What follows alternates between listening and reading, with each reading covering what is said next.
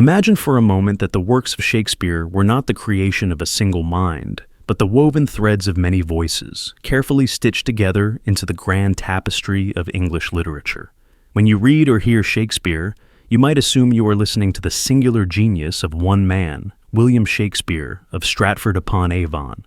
Yet, hidden beneath the surface of his plays, scholars and skeptics have long pointed out something curious: the strikingly different writing styles that emerge as if different pens, different hands, were guiding the words. Could it be that the man we celebrate as the greatest playwright of all time was not a lone author, but a mask for a group?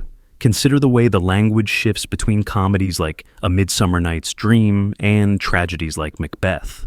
Of course, any versatile writer could move from humor to darkness, but the differences go beyond mood. They touch the very structure of sentences, the rhythm of verse, even the vocabulary itself.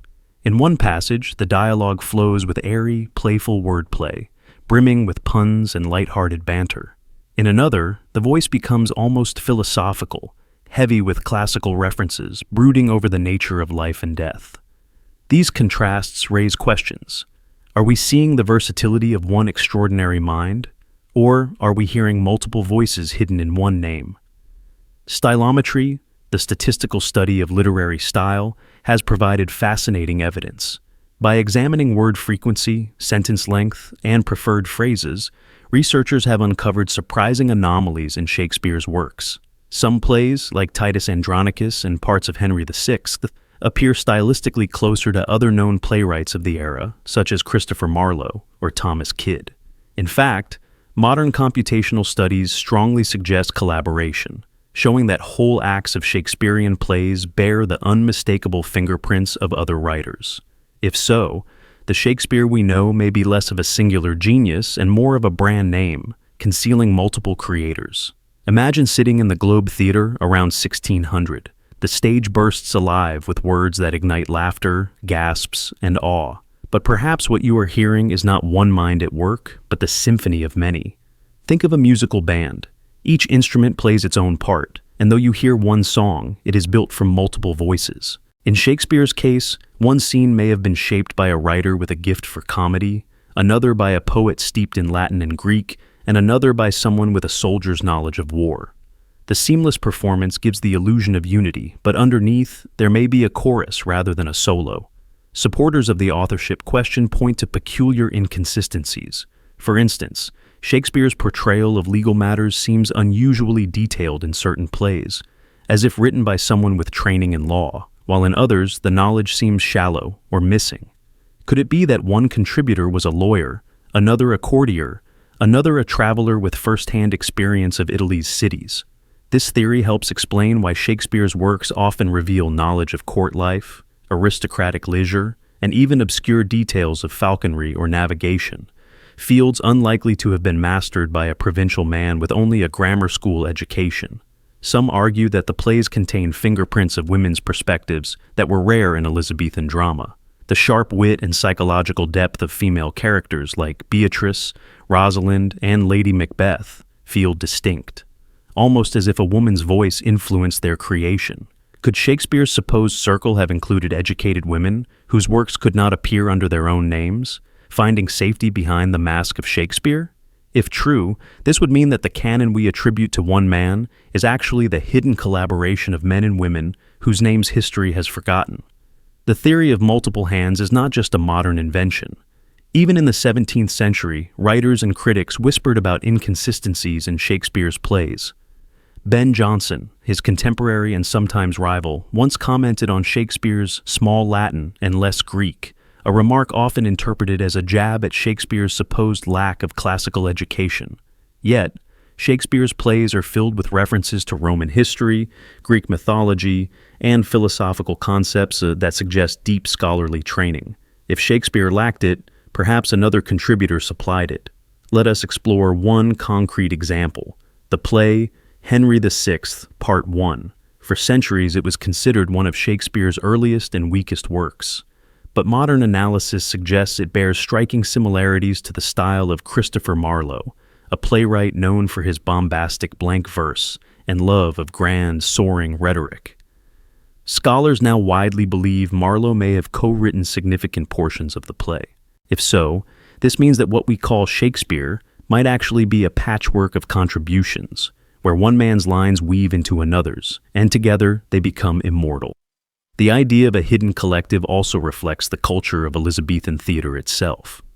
Plays were often produced quickly, sometimes within weeks, to satisfy the constant demand for new entertainment.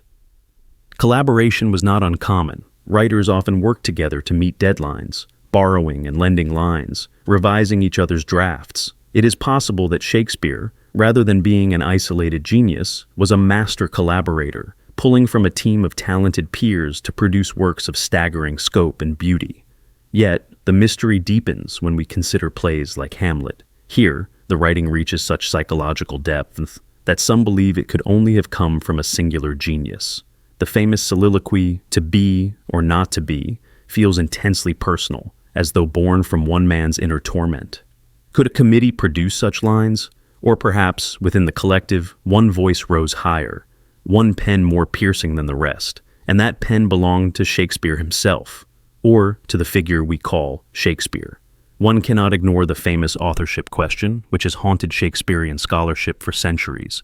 Among the candidates proposed as alternative authors are Francis Bacon, the philosopher and statesman, Edward de Vere, the Earl of Oxford, and even groups of writers who supposedly conspired to publish under one convenient name.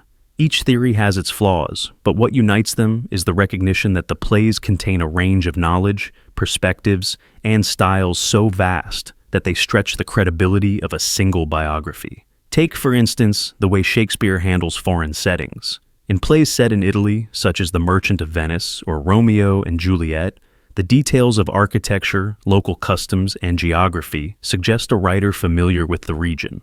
Yet, by most accounts, the man from Stratford never left England. Where did such vivid knowledge arise? If multiple authors contributed, it would make sense that one had traveled extensively in Europe, while another perhaps had studied classical philosophy, and another had lived close to the royal courts of London. Another fascinating angle is the evolution of meter and rhythm in the plays. In early works, we see more rigid, Marlowe-like blank verse, bombastic and thunderous. Later, the lines become flexible, closer to natural speech, weaving pauses and interruptions into the dialogue. While this could be the growth of one writer, it also resembles the stylistic fingerprints of multiple dramatists working across time, blending their approaches. Even within a single play, like King Lear, there are passages of starkly different rhythm, almost as if two dramatists were passing the quill back and forth. Defenders of the single-author theory argue that Shakespeare was simply a genius of unmatched adaptability. After all, many great writers evolved their style, experimenting across genres and themes. But the scale of difference in Shakespeare's works sometimes feels like a leap too far. How could one man move so fluidly between bawdy tavern humor and sophisticated courtly debate, between soldierly grit and metaphysical reflection? Perhaps he didn't do it alone. Perhaps what we call Shakespeare was the world's greatest stage name, a banner under which many creative minds marched. The Elizabethan stage itself supports this notion. Playhouses were bustling industries, with scripts often co-written, revised, and tailored to actors. Plays were living documents, not static texts. It would be naive to think that the canon we now call Shakespeare's emerged untouched from one quill. Instead, the evidence points toward collective authorship, an invisible workshop of voices weaving stories for a hungry audience. Yet, the brand of Shakespeare has outlived them all, becoming the symbol of genius itself. The implications of multiple styles hidden in Shakespeare's plays stretch beyond literature. They challenge the very idea of genius. We love to imagine the lone artist, the solitary genius who changes the world. But what if genius is more often a collaboration, a convergence of minds hidden behind one face? In Shakespeare's case, the mask of one name may have preserved the anonymity of many, while giving history the illusion of singular greatness. The plays remain magnificent, but perhaps the true story is even more extraordinary. The story of hidden collaboration across social classes, genders, and professions, all disguised as one man. And if this is so, then every time we quote Shakespeare, every time we marvel at the wisdom of his words, we may in fact be hearing echoes of multiple souls, poets, thinkers, dreamers, rebels, whose voices were bound together and carried across centuries. The question of authorship is not merely about who wrote the plays. It is about how we understand creativity itself. Shakespeare, or the Shakespeares, remind us that art is often born from collaboration, and that behind the mask of one man may lie the brilliance of many. And perhaps that truth is even more magical than the myth of a lone genius with an endless quill. Imagine opening a copy of Shakespeare's plays and discovering that the words were more than poetry, more than drama, more than mere entertainment. What if hidden in those lines were cryptic codes, subtle ciphers pointing towards secret societies, underground brotherhoods, or forbidden knowledge meant only for the initiated? For centuries, scholars, conspiracy theorists, and even cryptographers have wondered whether Shakespeare's works contain messages buried beneath the surface, written in a language of secrecy that only certain eyes could see. The Elizabethan age was not just a period of theater and poetry. It was also a time of secrecy, plots, and hidden networks. England in the late 16th century was a nation of spies, with Francis Walsingham running intricate webs of intelligence for Queen Elizabeth. Catholics conspired against Protestants, nobles schemed against the crown, and intellectuals formed clandestine circles to share dangerous ideas about science, philosophy, and politics. Against this backdrop, could Shakespeare's works have doubled as encrypted manuscripts for those in the know? One of the most persistent theories involves the notion that Francis Bacon, philosopher, statesman, and alleged leader of the Rosicrucians, used Shakespeare's plays to smuggle hidden messages about esoteric wisdom and secret brotherhoods.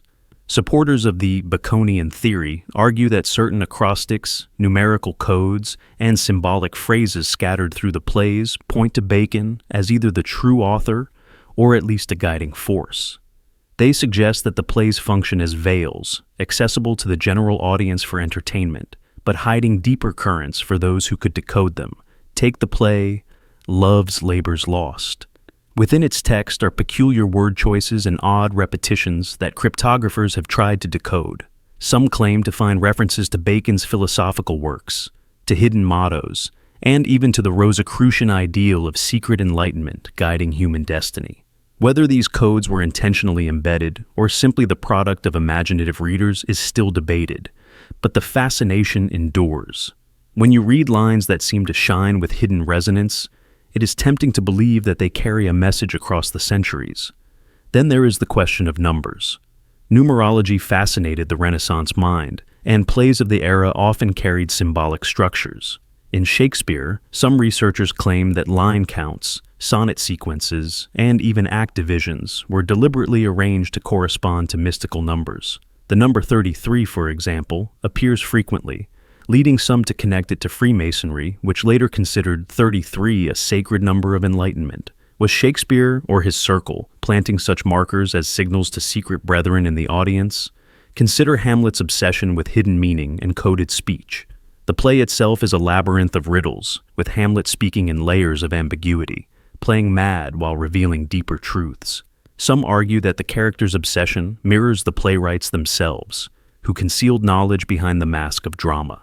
Hamlet's famous phrase, "There are more things in heaven and earth, Horatio, than are dreamt of in your philosophy," may not just be a comment on human ignorance, but a subtle nod to the esoteric worldview of hidden orders that believed truth was scattered in fragments, awaiting discovery. The use of cryptography in Shakespeare's time was not speculative. It was a reality of political survival. Mary, Queen of Scots, famously used ciphers in her letters, and their decryption sealed her fate. Elizabethan courtiers and spies constantly relied on coded communication. In such a world, it would have been almost natural for playwrights, who were often entangled with politics, to experiment with coded writing. The theater itself could be seen as a stage for both entertainment and veiled communication, a place where a line of verse might carry meanings that escaped the censor but spoke volumes to the initiated. Some researchers have suggested that entire passages in Shakespeare's works, when rearranged or numerically decoded, reveal mottos associated with secret fraternities. Phrases like, "Truth will out," "Know thyself," and "All the world's a stage," have been interpreted as more than dramatic lines. They are taken as slogans of hidden orders that valued self-knowledge, truth-seeking, and the belief that life itself is a ritual performance. Whether or not these claims are valid, they highlight how the plays invite us to search for what lies beneath the surface. Beyond Bacon and Rosicrucians, others have looked for Masonic connections. Freemasonry, though formally organized in the century after Shakespeare, drew upon older traditions of symbolism, geometry, and allegory that were already circulating in intellectual circles. Elements of architecture, ritual, and initiation echo in Shakespeare's imagery. Think of the frequent references to building, to the foundations of society, to stone and mortar, to temples and altars. These could be seen as theatrical flourishes, or as encoded nods to the symbolic language of fraternities that saw themselves as builders of human knowledge. But the most tantalizing evidence may be the sonnets. Unlike the plays, which can be dismissed as theatrical, the sonnets feel intimate, almost like whispered confessions. Yet they too carry peculiar structures that some interpret as coded. Certain sonnets, when read in sequence, appear to spell out initials or phrases when the first letters of each line are combined. Others point to complex numerological patterns. Could these be keys to a larger cipher, known only to the initiated? If so, Shakespeare's most personal verses might also be his most secretive. One of the most striking elements in the Baconian theory is the use of the so-called biliteral cipher. Francis Bacon himself described this method of encoding messages in a seemingly innocent text by varying the shapes of letters in printed works.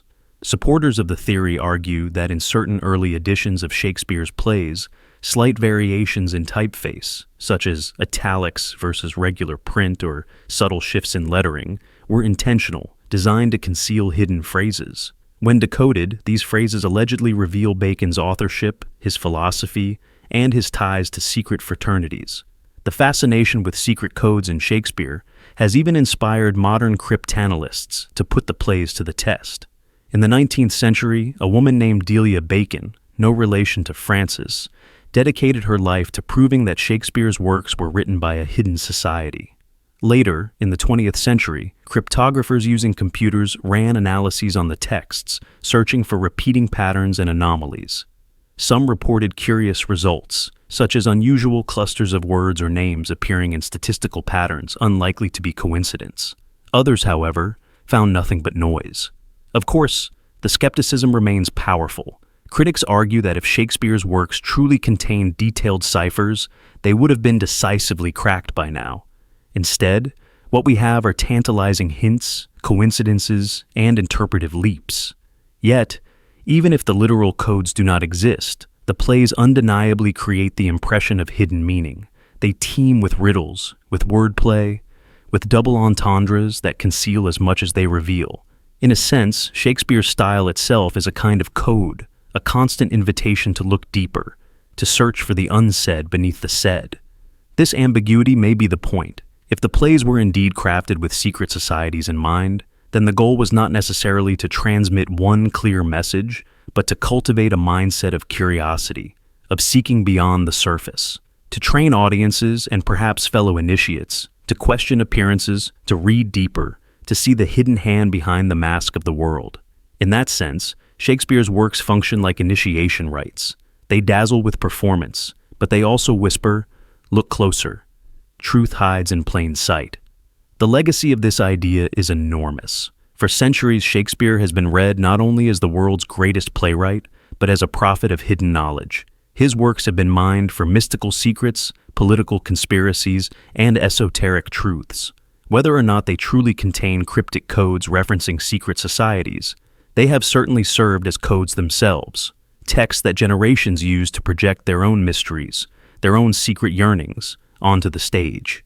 That, perhaps, is why Shakespeare endures, not just as entertainment, but as an eternal puzzle, a script whose deepest meaning may never be fully solved. What if the plays of Shakespeare, those towering works of English literature, were not the creations of a man from Stratford upon Avon at all, but the disguised voice of royalty itself? Imagine a prince or noble hiding behind the mask of a common actor's name, using it as a shield to write what could never be spoken aloud. For centuries, whispers have persisted that Shakespeare's plays conceal royal authorship, that behind the mask of William Shakespeare may have stood a figure of noble blood, perhaps even a sovereign hand. The Elizabethan and Jacobean courts were dangerous places for free expression. To write openly against the monarchy, to criticize political authority, or even to comment too directly on sensitive matters could be a death sentence. Yet the plays of Shakespeare dare to tread into these realms. Kings rise and fall on stage. Monarchs are portrayed as tyrants, fools, or visionaries. Power is dissected, mocked, and mourned. Such boldness seems risky for a man of Shakespeare's background, with no noble protection. But for a royal or noble author shielded by anonymity, the stage became a perfect medium, public yet private, speaking truth beneath the cover of fiction. Among the most prominent candidates in the royal authorship rumors is Edward de Vere, the 17th Earl of Oxford. Highly educated, fluent in multiple languages, and intimately familiar with courtly life, de Vere seems to possess the kind of knowledge embedded in Shakespeare's works. Knowledge of aristocratic rituals, foreign customs, even the intrigues of the royal court. Supporters of the Oxfordian theory argue that de Vere, unable to publish controversial plays under his own name, used the figure of William Shakespeare as a mask, projecting his voice while concealing his identity. Consider Hamlet. The play portrays a prince tormented by duty, honor, betrayal, and the crushing weight of royal responsibility. For Oxfordians, Hamlet is more than a character. It is a veiled confession. They suggest that Hamlet's struggles mirror Oxford's own feelings as a noble trapped in a world of intrigue, bound by expectations, yet yearning for truth. Could it be that Shakespeare's most famous character is actually the disguised voice of a nobleman speaking of his own life? Other theories reach even higher. Some have speculated that the plays were touched by royal hands themselves. Perhaps Queen Elizabeth I, the Virgin Queen, who was said to be witty, poetic, and fiercely intelligent. Could she, in stolen hours, have penned plays under a pseudonym? While this idea stretches plausibility, the temptation is strong, for the plays often reveal an insider's view of monarchy, of the burdens of rule, and of the loneliness of power. They even contain strikingly empathetic portrayals of female rulers, and the delicate balance between personal desire and public duty. The theory of hidden royal authorship rests on one central idea: the plays know too much. They know court life, etiquette, the secret language of nobles. They reference obscure details of falconry, heraldry, and diplomacy, worlds far removed from the son of a glovemaker in Stratford. How could Shakespeare, with no record of university education or extensive travel, produce works that display such vast familiarity with elite culture? For doubters, the answer is simple: he didn't. Instead, he was the mask behind which aristocracy itself spoke. This theory also explains another mystery: the silence of Shakespeare's personal life. For a man who supposedly wrote the greatest works in English, the records of his existence are strangely thin. We have few letters, no surviving manuscripts in his hand, and only a handful of signatures.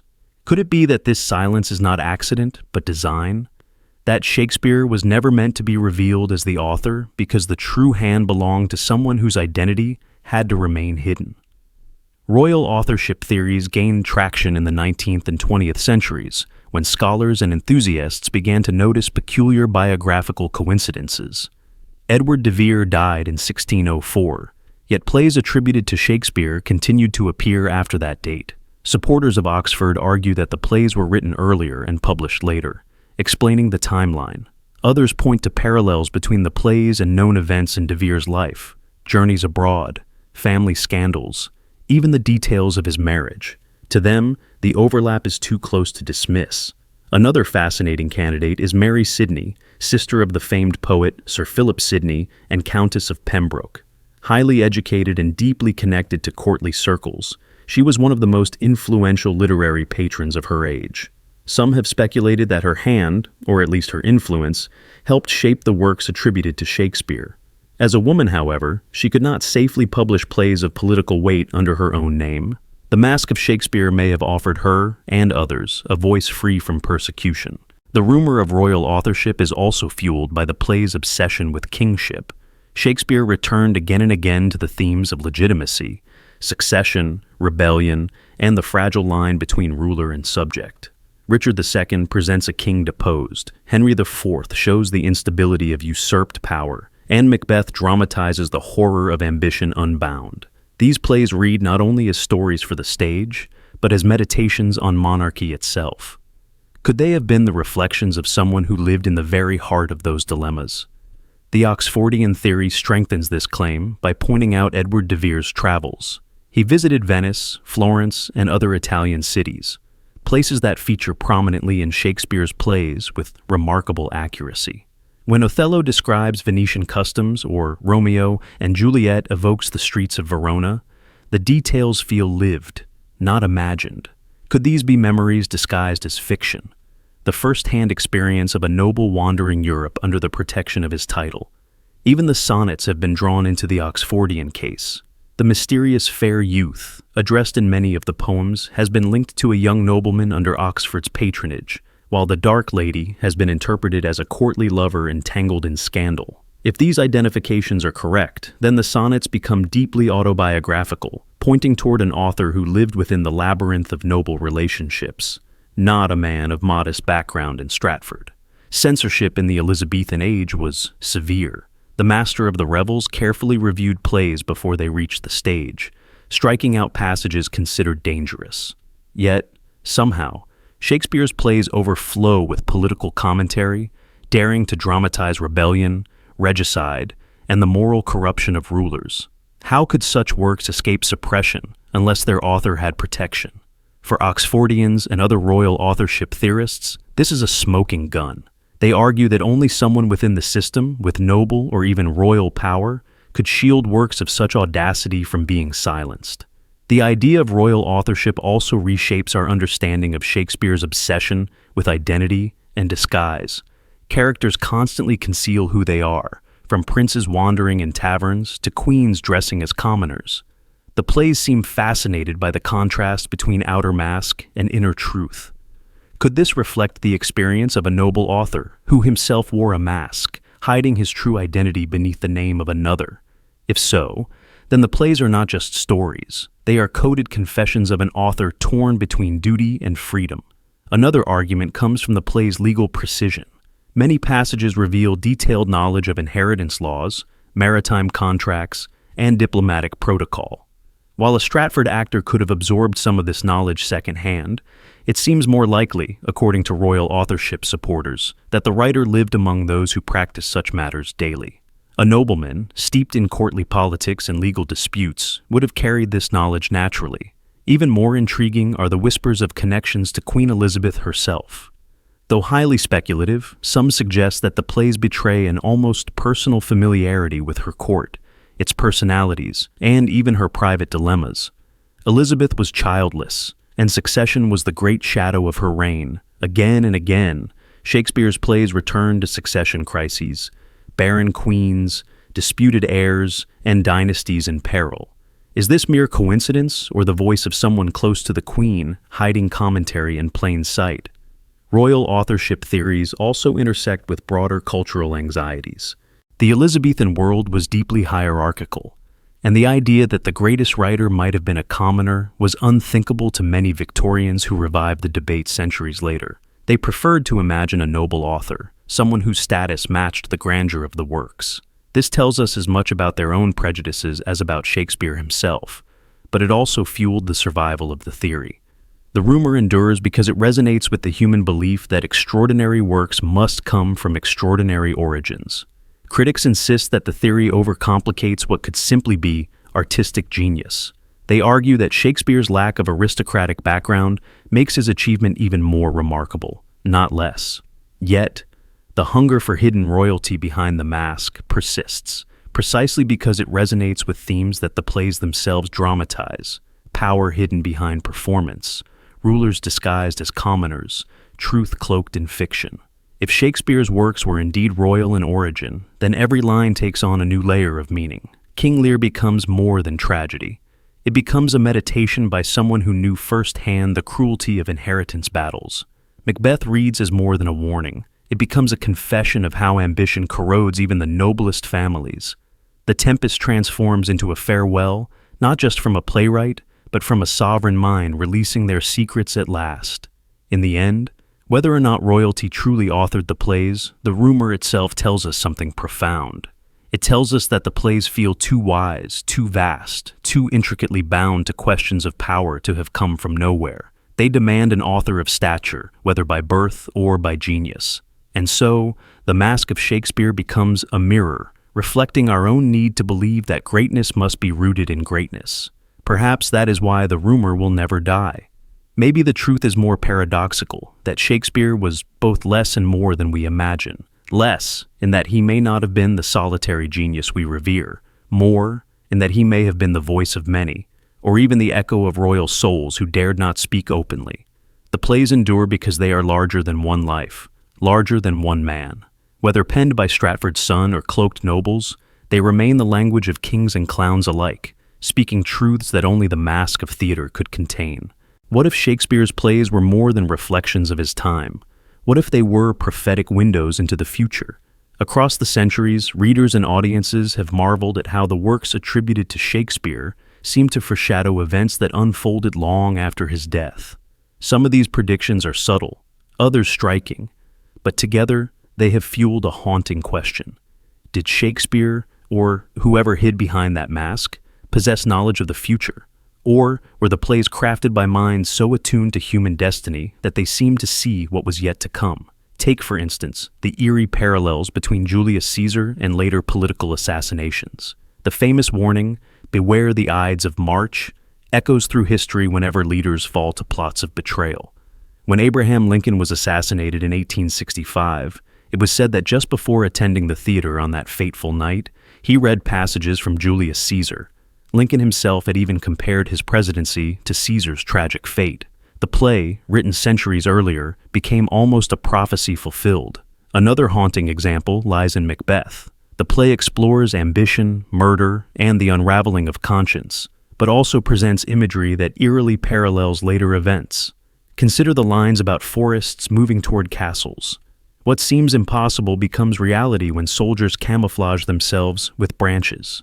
Centuries later, in the mechanized warfare of the 20th century, soldiers again used camouflage and deception on an unprecedented scale, making Burnham Wood a grim foreshadowing of modern military tactics. Even the sonnets seem to whisper warnings of the future. Some readers have found in them echoes of wars, plagues, and personal fates that unfolded long after they were written. Sonnet 107, for example, is often interpreted as predicting political upheavals, wars of succession, and the fall of rulers. The sense of foreknowledge in these lines unsettles the boundary between art and prophecy. Were they coincidences or intentional messages encoded for future generations? Perhaps the most astonishing connections are those drawn to technological and cultural revolutions. In The Tempest, the character of Prospero commands spirits and uses magical instruments to create storms, illusions, and visions. Some see in Prospero's art a foreshadowing of modern science, of electricity, of virtual reality itself.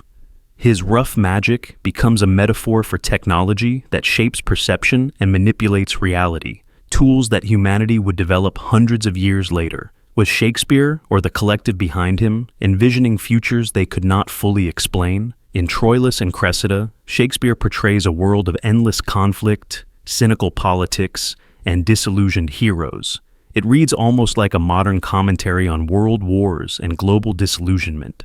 Some scholars argue that the play anticipates the collapse of chivalric ideals and the birth of the modern, skeptical age. How could a writer in 1602 so precisely capture the atmosphere of 1914, 1939, or even the present century? Perhaps the plays were less predictions than diagnoses of human patterns, patterns that return like tides across history. Shakespeare also seems to anticipate psychological theories centuries before Freud or Jung. In Hamlet, the exploration of dreams, repression, madness, and subconscious desire mirrors the very ideas that modern psychology would later articulate.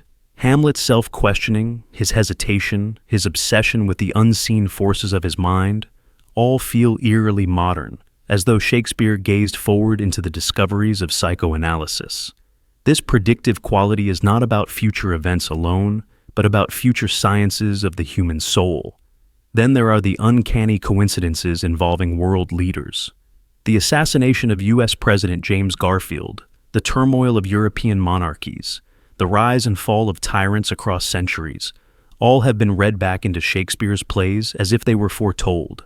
When people see Richard III or Macbeth, they think of dictators who emerged long after Shakespeare lived. His portraits of tyranny feel so precise, so prophetic, that each new age finds its own reflection in them.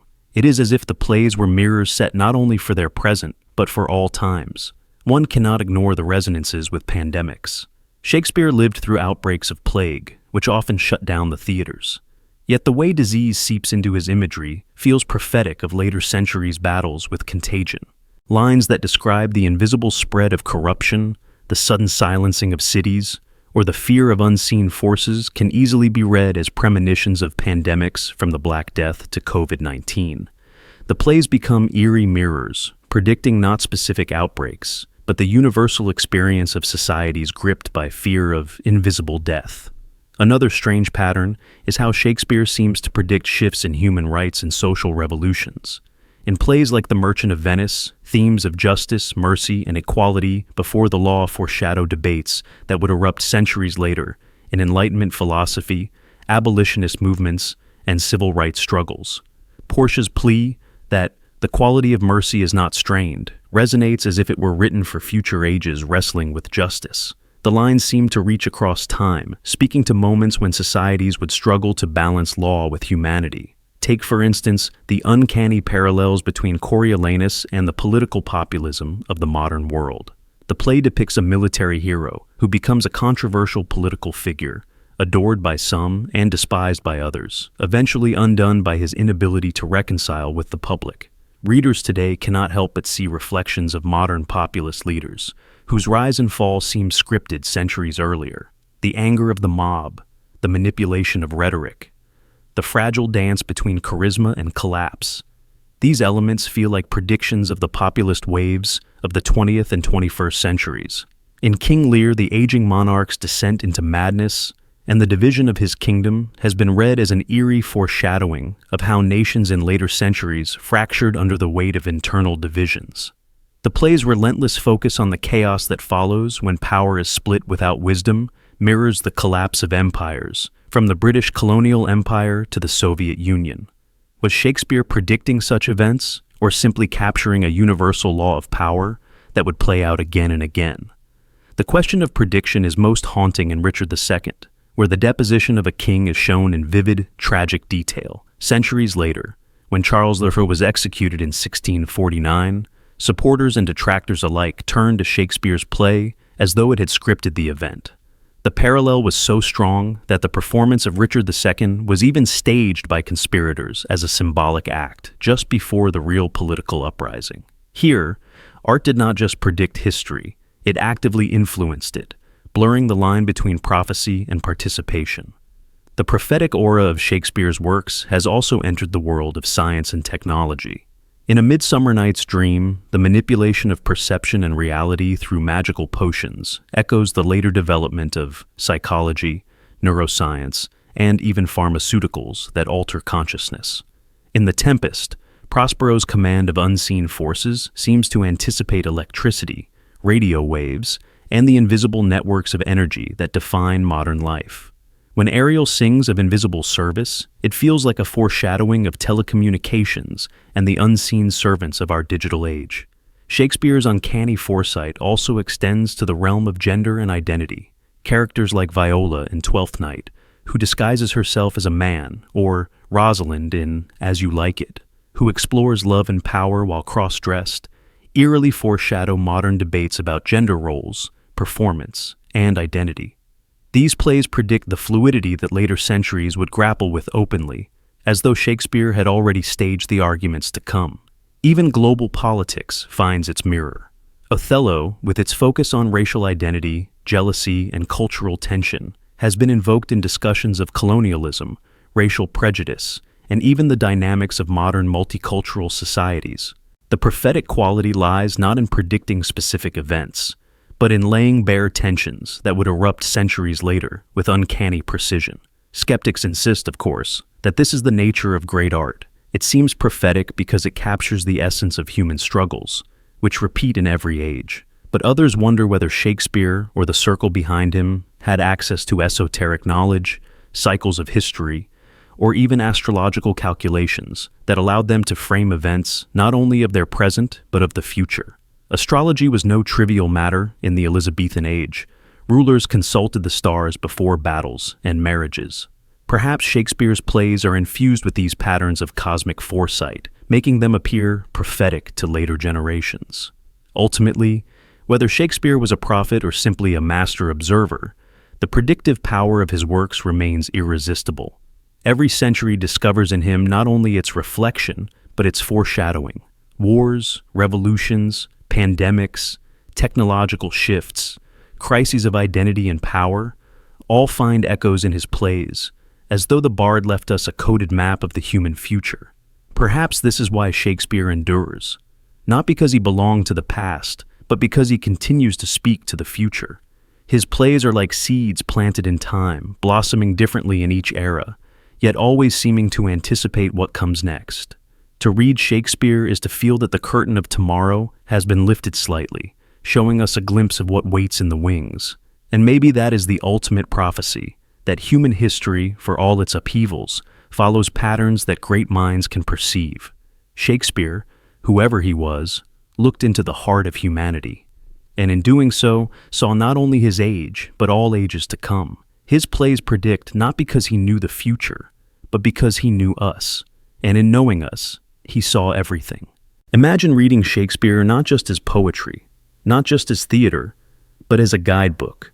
Verses that conceal strange maps, hidden geographies, coordinates to places in both the physical and metaphysical world. For centuries, some readers have whispered that Shakespeare's plays and poems contain more than metaphor, that they embed secret cartographies of the world, diagrams of power, and symbolic maps that chart paths far beyond Elizabethan England. Could it be that the bard, or the collective behind his name, was also a cartographer of mysteries? The Elizabethan world was fascinated with maps. This was the age of exploration, when English ships sailed into unknown seas, when maps were treasures, and cartographers were as crucial to empire as generals. Shakespeare's lifetime overlapped with voyages of Drake and Raleigh, the expansion of the known world, and the constant hunger for new knowledge. Unsurprisingly, his plays are filled with references to navigation, to coastlines, to distant lands. Yet some argue these references go beyond mere color. They are suspiciously precise, hinting that Shakespeare embedded real maps in the flow of his verses. One of the strangest theories suggests that passages in plays like The Tempest and Othello conceal references to secret voyages and hidden islands. Prospero's island has been compared to maps of the New World, while Othello's travels seem to encode the routes of Mediterranean explorers. Were these mere literary devices, or were the plays hinting at knowledge unavailable to the common public?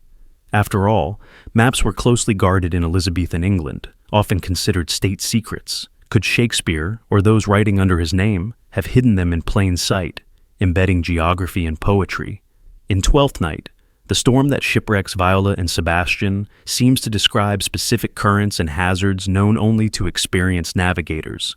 In the Comedy of Errors, the confusion of mistaken identities is linked to journeys across seas, as if the very geography of the play encodes a riddle of place and passage. Some scholars have argued that when Shakespeare described coastlines, harbors, and cities, he did so with a precision that suggests access to secret charts, maps perhaps entrusted to his circle by those who had sailed them. There is also the argument of symbolic mapping. Shakespeare often created fictional geographies that mirrored real-world politics. His England in the History plays is not just a setting, but a map of legitimacy and rebellion, of borders shifting with power. His Rome is not just a city, but a map of republican ideals and imperial ambitions.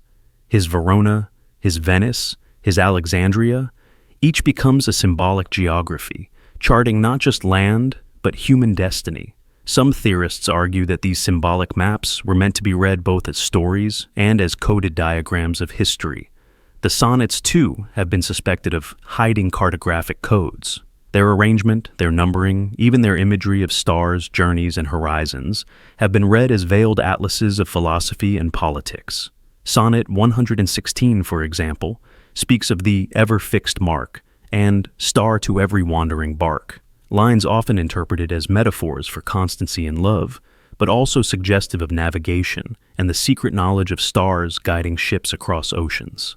Could the sonnets be read as a celestial map, charting not only desire but also the heavens? Another strange clue lies in the repeated use of compass imagery. In multiple plays, Shakespeare refers to compasses not just as tools of navigation, but as metaphors for human life. Yet, the recurrence and precision of these references have led some to wonder whether they also point toward hidden maps embedded in the text. Could certain lines function as verbal coordinates, guiding the attentive reader toward deeper truths? Some modern cryptographers have even tried overlaying passages onto old maps, finding uncanny alignments between verse and geography.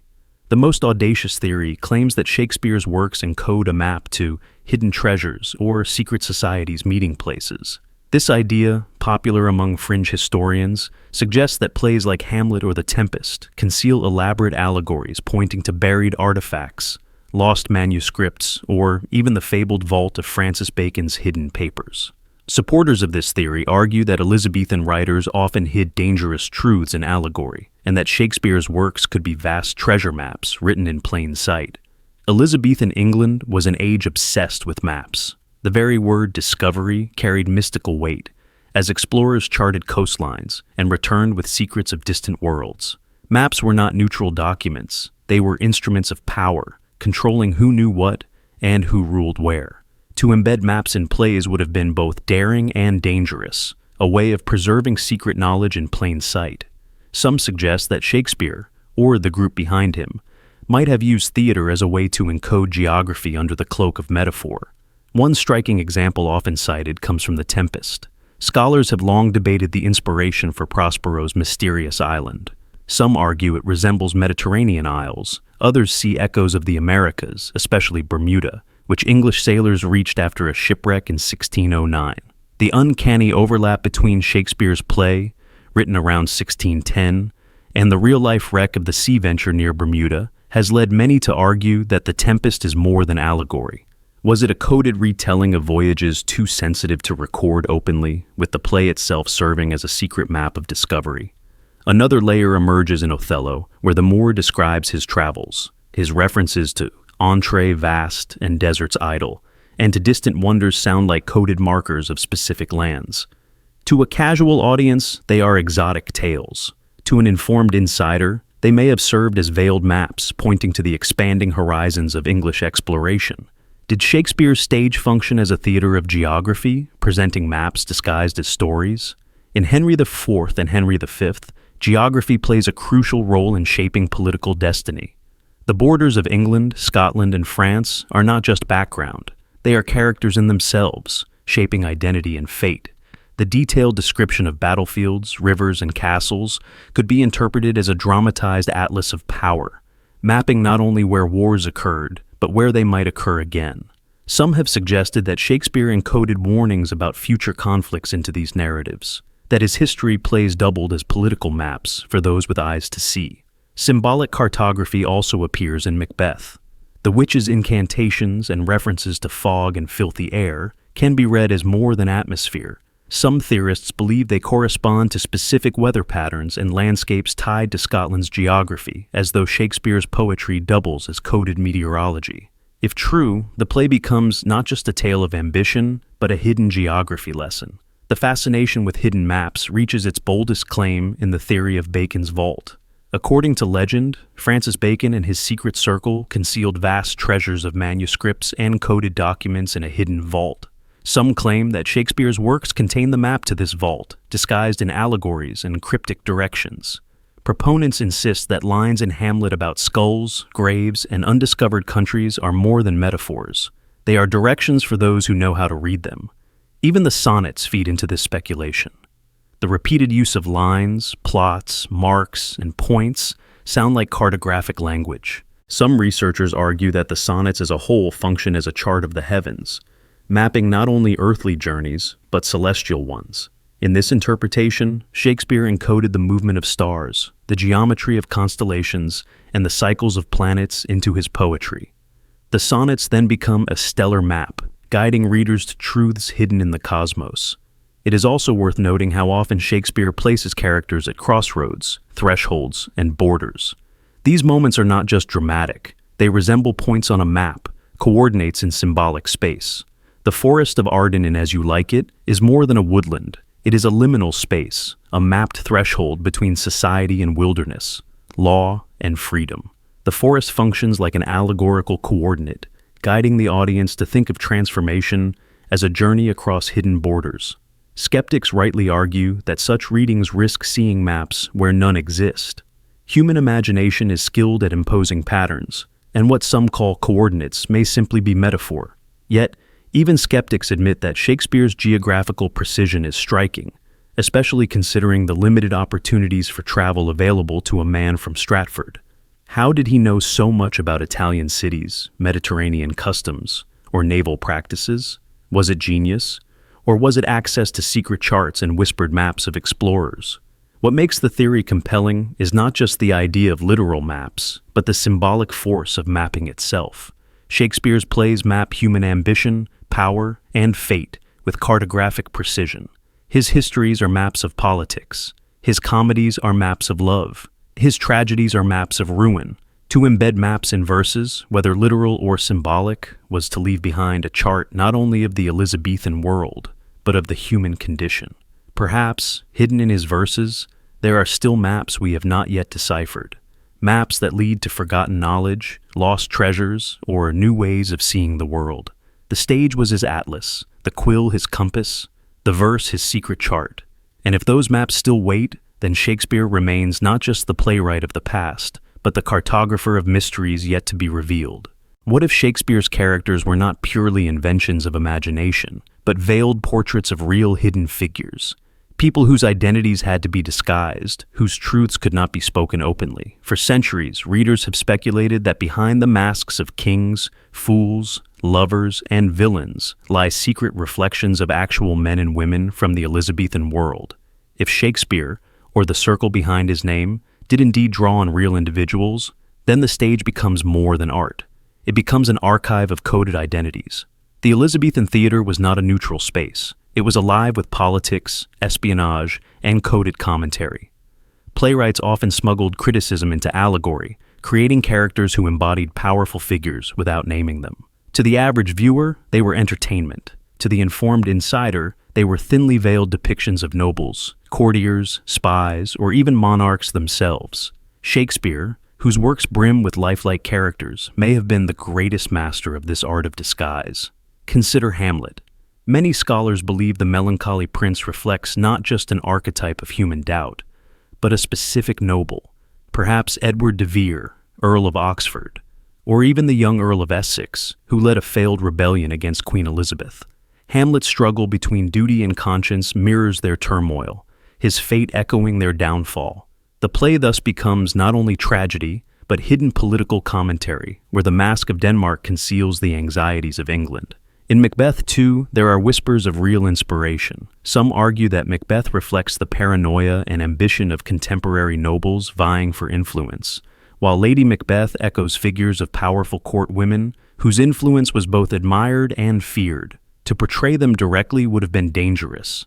Disguised as Scots of centuries past, their stories could unfold on stage without naming those who inspired them.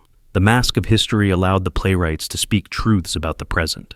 Then there is Richard III, whose portrait of a deformed, ruthless king has long been debated. Was it merely Tudor propaganda against the Plantagenets, or a coded attack on certain nobles of Shakespeare's own day?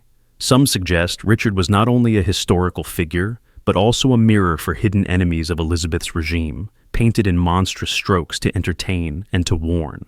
Measure for Measure offers another curious case. Its story of corruption, sexual blackmail, and justice echoes rumors circulating in Elizabethan and Jacobean courts. The character of Angelo, who abuses his power, may have reflected known scandals of the time. The play, then, becomes a veiled critique, exposing hidden figures of authority while cloaking them in fictional form. Even fools and clowns may conceal hidden portraits. Characters like Falstaff, beloved yet morally dubious, may have drawn from real-life companions of nobles, figures known for wit, gluttony, or vice. In this reading, Falstaff is not only comedy, but satire, a disguised sketch of those who surrounded the powerful. Some theorists go further, claiming that entire plays were constructed as coded portraits of secret societies or court factions. The rivalry in Julius Caesar between Brutus and Caesar, for instance, has been read as an allegory for tensions between Elizabeth and her nobles. Audiences of the time may have recognized the parallels, while future generations saw only Roman drama. The danger of such writing cannot be overstated. England was a nation of spies, censorship, and ruthless punishment for dissent. To criticize a noble or monarch openly could mean death. But in the theater, with masks of history and fiction, truths could be spoken indirectly. Shakespeare's characters, then, may be archives of hidden figures, frozen in dramatic form, their identities both revealed and concealed. The Earl of Essex is one of the most compelling candidates for Shakespeare's hidden portraits. Once a favorite of Queen Elizabeth, Essex fell from grace and led a rebellion in 1601, only to be executed. His charisma, ambition, and tragic downfall seem to echo in multiple Shakespearean figures. Hamlet's indecision, Macbeth's ambition, even Hotspur's fiery energy. Some historians believe that entire performances of plays like Richard II were staged as political commentary on Essex's rebellion. In this sense, Essex was immortalized on stage, disguised yet recognizable. Mary, Queen of Scots, also appears as a potential hidden figure encoded in the plays. Her tragic life, imprisonment, and execution resonate in the portrayals of doomed queens and noble women caught in webs of power. Characters like Desdemona, Ophelia, and even Lady Macbeth echo aspects of Mary's story. Innocence destroyed, manipulation by powerful men, or the heavy burden of royal blood. Could Shakespeare have used these characters to process, or even critique, the fate of Mary without daring to name her? There are also whispers of intelligence agents encoded in the characters. England under Elizabeth was a land of spies, many of them playwrights themselves. Christopher Marlowe, for example, was rumored to be an agent of Walsingham's network. Some argue that characters like Iago, in Othello, a manipulator who weaves plots unseen, reflect the shadowy world of spies, perhaps even modeled on real individuals. The theater thus becomes a secret archive of espionage, where agents are immortalized in allegory. Another candidate for hidden portrayal is Robert Cecil, Elizabeth's spymaster. Hunchbacked and ruthless in reputation, he has often been linked to Shakespeare's Richard III.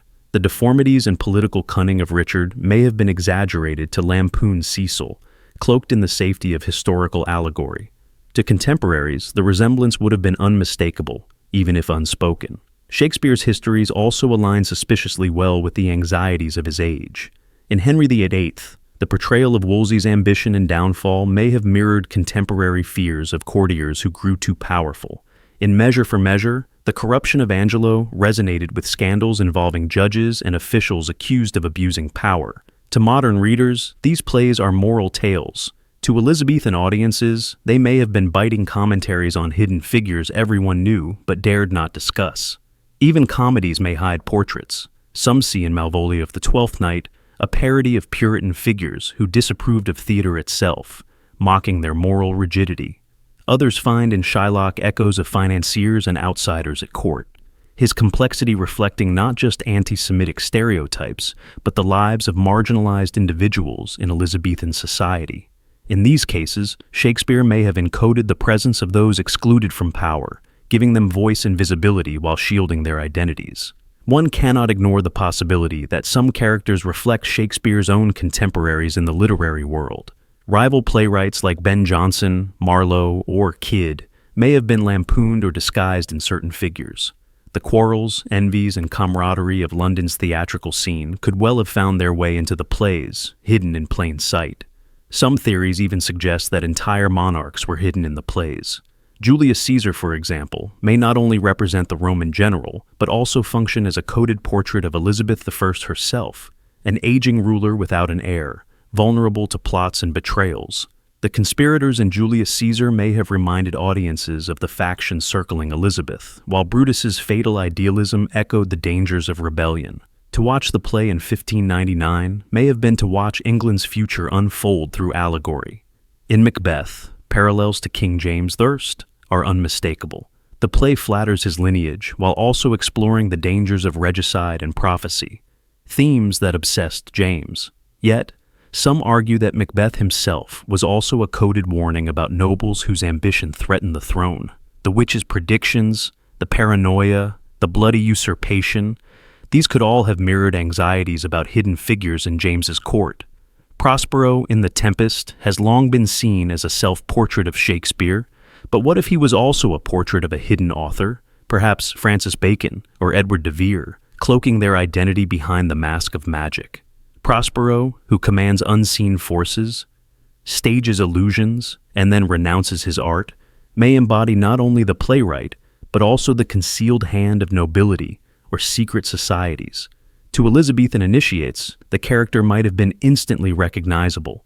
The presence of women also deserves attention. Some argue that Shakespeare's most vivid heroines, Rosalind, Beatrice, Lady Macbeth, Cleopatra, bear the fingerprints of real women at court, women whose intellect and influence could not be acknowledged openly.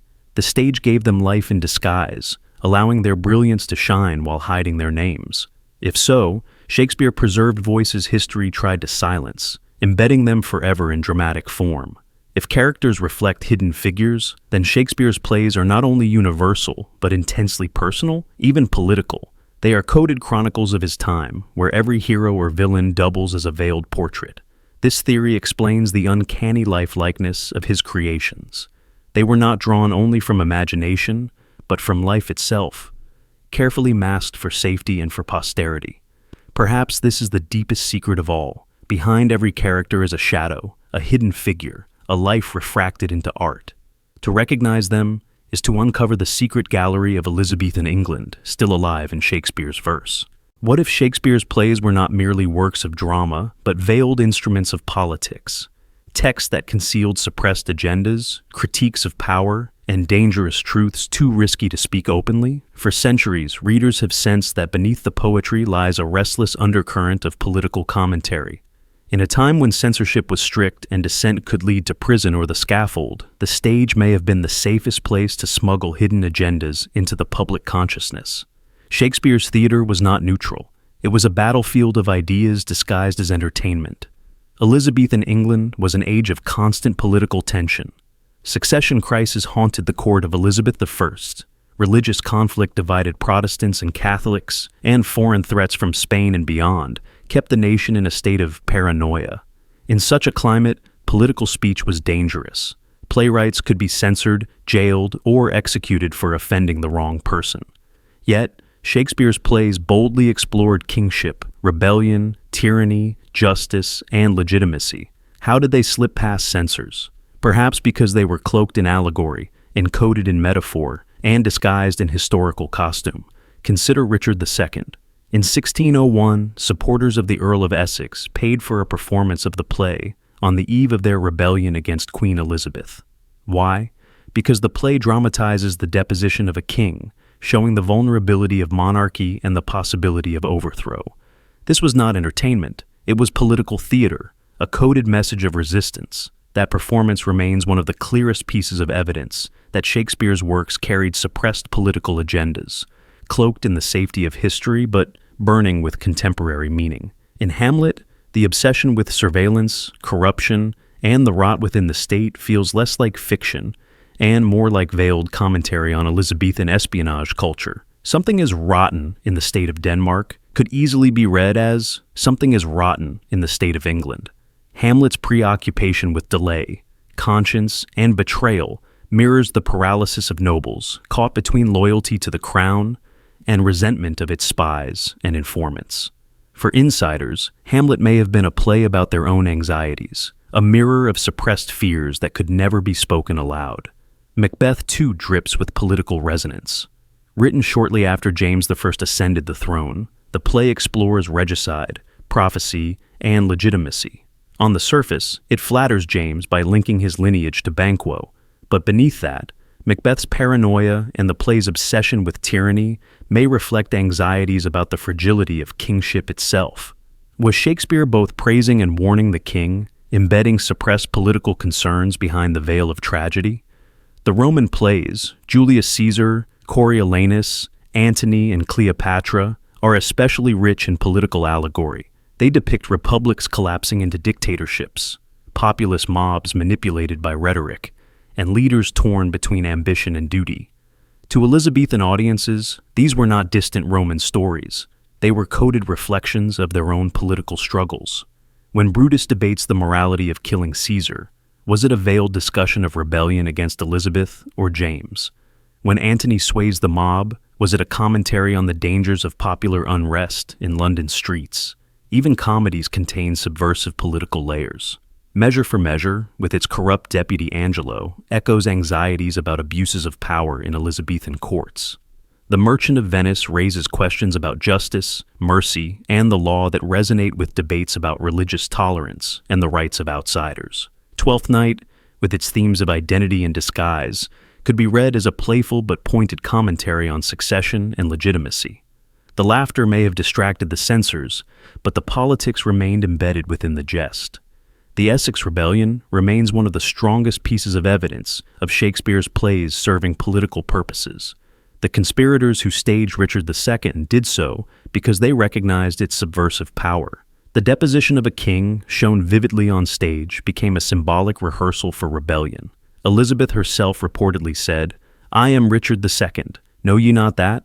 The connection was not lost on her, nor on her courtiers. The play had become more than art. It was political dynamite, and Shakespeare's verse, the fuse.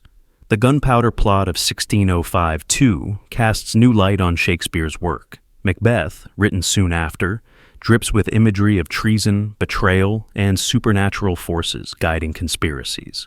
The play's emphasis on equivocation mirrors the language used by Jesuit priests associated with the plot. The witches' riddles echo the danger of coded speech in a world of censorship.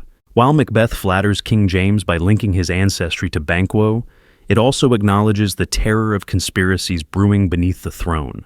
Religious conflict also seeps into the plays. England was torn between Protestant and Catholic factions, and open discussion was perilous. Yet, some see in Shakespeare's sympathetic portrayals of friars, or in the tension between justice and mercy, coded arguments about religious tolerance. Romeo and Juliet, with its doomed lovers united by a friar's guidance, may subtly advocate for reconciliation between divided faiths. Measure for Measure, with its themes of morality and justice, reflects debates over religious hypocrisy and the abuse of authority. Another dimension of suppressed agendas lies in the play's obsession with succession. Elizabeth's lack of an heir haunted the nation. Hamlet, with its dead king, uncertain succession, and fear of political decay, mirrors these anxieties. King Lear, too, dramatizes the chaos that follows when succession is unclear. These plays did not merely entertain, they pressed upon the audience the urgency of questions no one could voice aloud. Who will rule when Elizabeth dies? What chaos will follow? Shakespeare also used humor as a political shield. The clowns and fools who jest about authority often slip in critiques that would be dangerous if spoken directly. In King Lear, the fool ridicules the king's decisions in ways no courtier could. In Twelfth Night, Feste exposes the folly of nobles with sharp wit. These fools are not just comic relief. They are political instruments, licensed to speak suppressed truths under the mask of laughter. The Roman plays deserve special attention as political allegory. Coriolanus depicts a proud general whose contempt for the common people leads to his downfall. To some, this reflected Elizabethan anxieties about class conflict and the growing unrest of London's citizens. Julius Caesar, with its debates over tyranny and freedom, mirrored anxieties about monarchy and rebellion. To perform such plays was to stage debates that could not be held openly, embedding suppressed agendas within Roman disguise. Even geography in the plays carries political charge. When Shakespeare sets stories in Italy or France, he may not simply be exoticizing foreign lands. Italy was seen as a place of intrigue, Catholicism, and danger, a coded mirror for anxieties about Catholic plots at home. France, often portrayed as a rival, became a canvas for exploring war and diplomacy. By displacing these struggles abroad, Shakespeare could comment on English politics while avoiding direct censorship. The evidence of suppression also lies in omissions. Certain figures, events, or questions are conspicuously absent, suggesting deliberate avoidance. The plays rarely name contemporary monarchs or policies directly, yet circle around them with allegory. This silence itself is eloquent. It points to agendas too dangerous to state plainly, encoded instead in historical or foreign masks. Critics who resist political readings argue that Shakespeare's genius lies in timeless themes, not topical commentary. But to Elizabethan audiences, the topicality would have been unavoidable. They lived in a world where theater and politics were inseparable, where a play could spark rebellion, and where monarchs themselves attended performances to gauge public sentiment. Shakespeare's plays were not written in a vacuum. They were forged in the heat of suppressed agendas. Ultimately, the suppressed political currents in Shakespeare's work reveal his, or his circle's, mastery of indirection. He wrote in shadows, embedding critique beneath praise, warning beneath flattery. This duality is why the plays feel so layered, why they can be read in multiple ways across centuries. On one level, they are timeless dramas. On another, they are coded manifestos of suppressed voices, smuggled into public view by the only medium daring enough, the stage.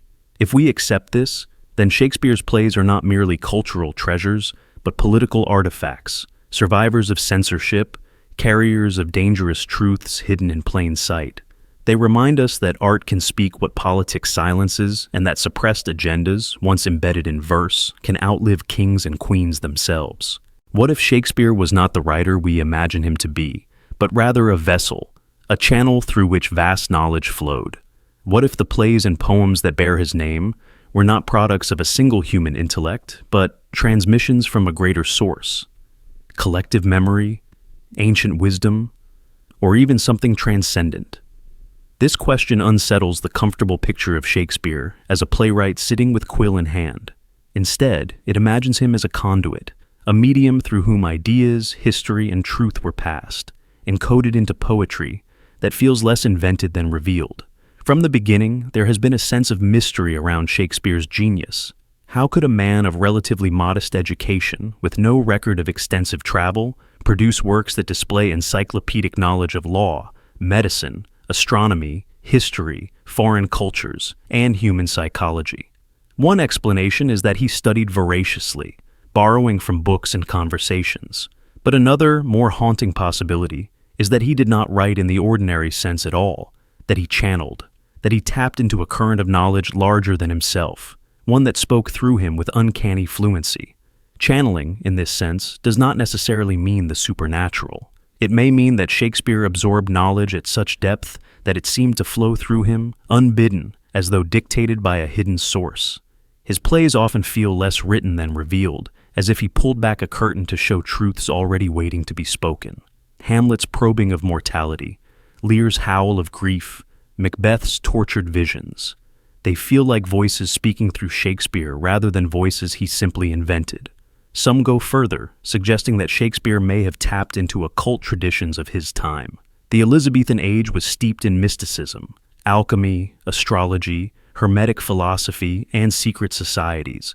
Could Shakespeare's works have been shaped by this hidden current of wisdom, not just as metaphor, but as actual channeling of esoteric knowledge? The Tempest, with its magician Prospero, commanding unseen forces, seems almost a dramatization of this very act. Knowledge flowing through a human vessel. Prospero conjures visions and commands spirits, but ultimately admits the power was never his, only borrowed. What if Shakespeare was confessing the same? The uncanny foresight of the plays strengthens this suspicion. As we have seen, Shakespeare seems to predict revolutions, wars, shifts in psychology and politics, centuries before they occurred. Was this simply the genius of observation, or was it a form of channeling, where he accessed a timeless reservoir of knowledge? Jung would later call it the collective unconscious, a shared well of archetypes and wisdom that artists tap. Could Shakespeare have been the supreme example, a mind porous enough to receive the whispers of that vast hidden library? There are also accounts of inspiration that sound suspiciously like channeling. Writers across history have described moments when words pour forth as if dictated, when they feel less like creators and more like scribes. Coleridge spoke of poetry arriving in visions. Blake claimed to converse with angels, and Mozart insisted his music arrived complete in his mind. What if Shakespeare too was experiencing this phenomenon, writing not from invention, but from reception? His speed, his fluency, the seeming effortlessness of his verse, these all align with the experience of channeling. Consider the astonishing range of knowledge embedded in the plays. In Hamlet, the meditations on death and the afterlife anticipate questions later explored by philosophers from Descartes to Heidegger. In Othello, the portrayal of jealousy and manipulation resonates with modern psychological studies of emotional abuse. In King Lear, the stripping away of power and identity echoes existentialist philosophy centuries before Sartre or Camus. How could one man anticipate such vast fields of thought? The channeling theory suggests he did not anticipate them at all. He received them, carried on currents of knowledge that transcended his era. The channeling hypothesis explains not only Shakespeare's breadth of knowledge, but also the intensity of his insights. He seemed able to capture the inner life of kings and beggars, men and women, lovers and killers, with equal conviction. This universality suggests a voice larger than one person's experience. It suggests access to a deep reservoir of human truth that transcends individual perspective. Writers of the Renaissance often spoke of inspiration as a kind of possession. They invoked the muses, or spoke of divine fire. In this cultural context, Shakespeare's genius may have been understood not as solitary genius, but as channeling, his mind open to voices beyond himself. The character of the poet in A Midsummer Night's Dream describes imagination as shaping airy nothing into a local habitation and a name. But what if Shakespeare's imagination was less invention than reception, giving voices habitation and names that already existed? This theory also illuminates the speed with which the plays were written. To produce nearly 40 plays in 2 decades, alongside sonnets and other poems, is astonishing. Channeling would explain the fluency, the sense that the words poured forth fully formed. Accounts from contemporaries suggest that Shakespeare revised less than other playwrights, that his work appeared whole. Was this not the mark of a channel, receiving completed insights rather than painstakingly constructing them? The Tempest offers the clearest allegory of channeling. Prospero, the magician scholar, commands spirits who perform wonders at his bidding. Yet Prospero insists the power is not truly his. It flows through him, and at the end, he renounces it. Many have read Prospero as Shakespeare himself. But if Prospero is also a symbol of channeling, then Shakespeare is confessing. The knowledge was never mine. I was only its vessel. The question then arises, channeling from where? Some suggest the collective unconscious, the shared reservoir of archetypes. Others propose ancestral memory, knowledge passed invisibly across generations. Mystics argue for divine inspiration, a voice of higher intelligence using Shakespeare as medium, and still others speculate on occult traditions, secret societies, or esoteric practices that trained individuals to become channels for hidden wisdom. Critics scoff, pointing to the availability of books and the vibrancy of Elizabethan intellectual life. But the sheer synthesis of Shakespeare's work exceeds ordinary learning. He did not merely repeat knowledge, he transformed it into something greater, something that feels revealed. The plays seem to know more than any one man could, as though history, philosophy, and psychology spoke through him. Examples abound. Julius Caesar stages debates about liberty and dictatorship that anticipate revolutions centuries later. Measure for Measure dissects the corruption of power with insights still relevant in modern politics. Macbeth exposes ambition as psychological compulsion, long before psychiatry gave it language. These are not just plays, they are revelations, maps of human experience too advanced for their time. If Shakespeare was a channel, then the mystery of authorship takes new form. Perhaps multiple writers could channel the same source, which would explain the variety of voices and styles across the canon. Perhaps the name Shakespeare was a mask for this phenomenon, a symbol of the channeling process itself. The true author would then be something beyond human, a collective intelligence, a timeless stream of knowledge finding expression through chosen vessels. This view also explains the play's universality. They speak to every age because they are not bound to the Elizabethan world. They seem to anticipate modern revolutions, psychological discoveries, existential dilemmas. A channel does not belong to its time, but to all time, transmitting truths that resonate across centuries. Other artists have reported similar experiences. William Blake claimed to see visions and hear voices that dictated his works. Coleridge described the fragmentary dream that produced Kubla Khan. Mozart insisted that his music arrived complete in his mind. Why not Shakespeare too? Why not imagine that his genius was a form of reception, not creation? If so, then Shakespeare's legacy is not of a solitary genius, but of a human channel. His plays endure not because of one man's brilliance, but because they carry the voice of something larger, something eternal. To read or watch them is to eavesdrop on that larger voice, still speaking through the mask of the bard. This idea does not diminish Shakespeare, it magnifies him. For to be a channel is no less extraordinary than to be an author. It requires openness, receptivity, a rare capacity to let truth flow through without distortion. Shakespeare's genius, then, was not invention but attunement. He was the vessel in which the timeless found words. Perhaps this explains why the plays feel inexhaustible. Each reading reveals new meanings because the source itself was infinite. Shakespeare, as channel, did not close knowledge into fixed form, but opened it as a living current. His works are not monuments, but rivers, flowing still with the wisdom that once poured through him. And maybe this is the final mystery, that Shakespeare never truly wrote the plays. He received them, he channeled them, and in doing so, he left us not his own voice, but the echo of something greater, the voice of humanity itself, or perhaps the universe speaking in verse. Why does the greatest writer in the English language leave behind so faint a shadow of his personal life? Why, for William Shakespeare, do we have plays of unmatched brilliance, but almost no record of the man himself, his letters, his drafts, his voice in everyday life? This absence has fueled centuries of suspicion, making some wonder whether the figure from Stratford was truly the author, or whether the silence around him is deliberate, a mask hiding someone else. The mystery is not simply who wrote the plays, it is why the supposed author's life leaves almost no trace at all. We know shockingly little about Shakespeare the man. He was baptized in Stratford in 1564. He married Anne Hathaway, fathered 3 children. He bought property, invested in theaters, left a will. Beyond these dry facts, the trail fades.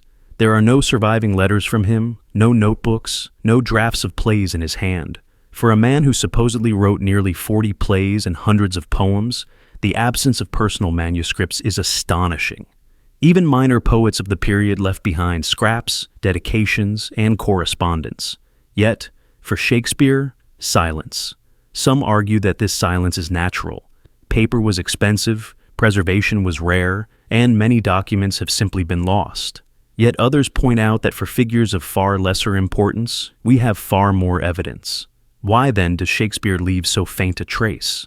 Was it mere accident, or was it deliberate erasure? One theory suggests that Shakespeare's anonymity was by design. If he was a mask for nobles, royals, or secret societies, then the absence of personal evidence would be intentional, a way to preserve secrecy. No drafts, no letters, no revelations, because the man called Shakespeare was not the origin, but the front. The silence of his life becomes the shield of others. Another theory sees in the absence a reflection of censorship and danger. The plays deal with rebellion, tyranny, regicide, religion, all subjects perilous to discuss openly. If the true author feared exposure, then the suppression of personal traces would be necessary. The less evidence of authorship, the safer the truths could travel. Shakespeare's silence may be the price of survival. Even the will of Shakespeare raises questions. It is detailed in listing household goods and property, but makes no mention of books or manuscripts. For the supposed greatest writer of his age, this is bizarre. Did he own no library? Did he not treasure his own papers? Or were they excluded because they would have revealed too much?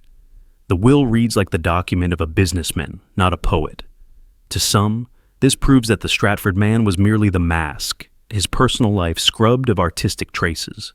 The absence also deepens the sense of Shakespeare as a channel rather than an author. If he truly received knowledge rather than constructed it, then perhaps his life left no trace, because the knowledge was never his to begin with. He was the vessel, not the source. And vessels, once emptied, leave little behind. Skeptics insist that there is no mystery. Many writers of the period left scant evidence. Plays were collaborative, manuscripts perished, and the cult of the author had not yet arisen. To them, the silence of Shakespeare's life proves nothing unusual. Yet, even skeptics cannot explain why someone of such immense cultural importance left behind less trace than writers of far lesser fame. When we compare Shakespeare's faint trail to his contemporaries, the mystery deepens. Christopher Marlowe, though killed young, left behind poems, government records, and accounts of his controversial life. Ben Jonson preserved his works in an elaborate folio and wrote extensive letters. Even minor dramatists have left dedications, drafts, and correspondence. Yet Shakespeare, supposedly the greatest, leaves almost nothing. This disproportion has baffled generations. How can the most influential figure of an age leave the smallest trace of himself? One explanation is that Shakespeare's life was scrubbed from the record intentionally. If he was indeed a mask for noble or royal authors, then revealing evidence would have been catastrophic. Imagine if manuscripts in his hand had revealed court secrets, or if letters had exposed hidden alliances. The safest course was to leave nothing. Erasure became protection. The very absence of evidence may be evidence of deliberate concealment. Another theory points to the politics of preservation. The plays themselves were not preserved by Shakespeare, but by others, compiled posthumously in the first folio. If the man from Stratford was a front, then his own life needed no preservation. What mattered was the work, which could be attributed to the mask without exposing the true authors. This explains why the first folio speaks of Shakespeare with reverence but leaves us almost no personal glimpse. It was not about the man but about sustaining the illusion. Even stranger is the gap in personal letters. In an age of abundant correspondence, not a single letter written by Shakespeare survives. His contemporaries exchanged letters constantly, many of which are preserved. Yet, for Shakespeare, silence. Did he never write to his patrons, his fellow actors, his family? Or were such letters destroyed to erase evidence of the real author's identity? The total silence feels less like chance and more like design. The absence of a library is equally startling. Great writers are nourished by books, yet Shakespeare's will lists no volumes. Where then did his encyclopedic knowledge come from? Was his library hidden, confiscated, or attributed to someone else?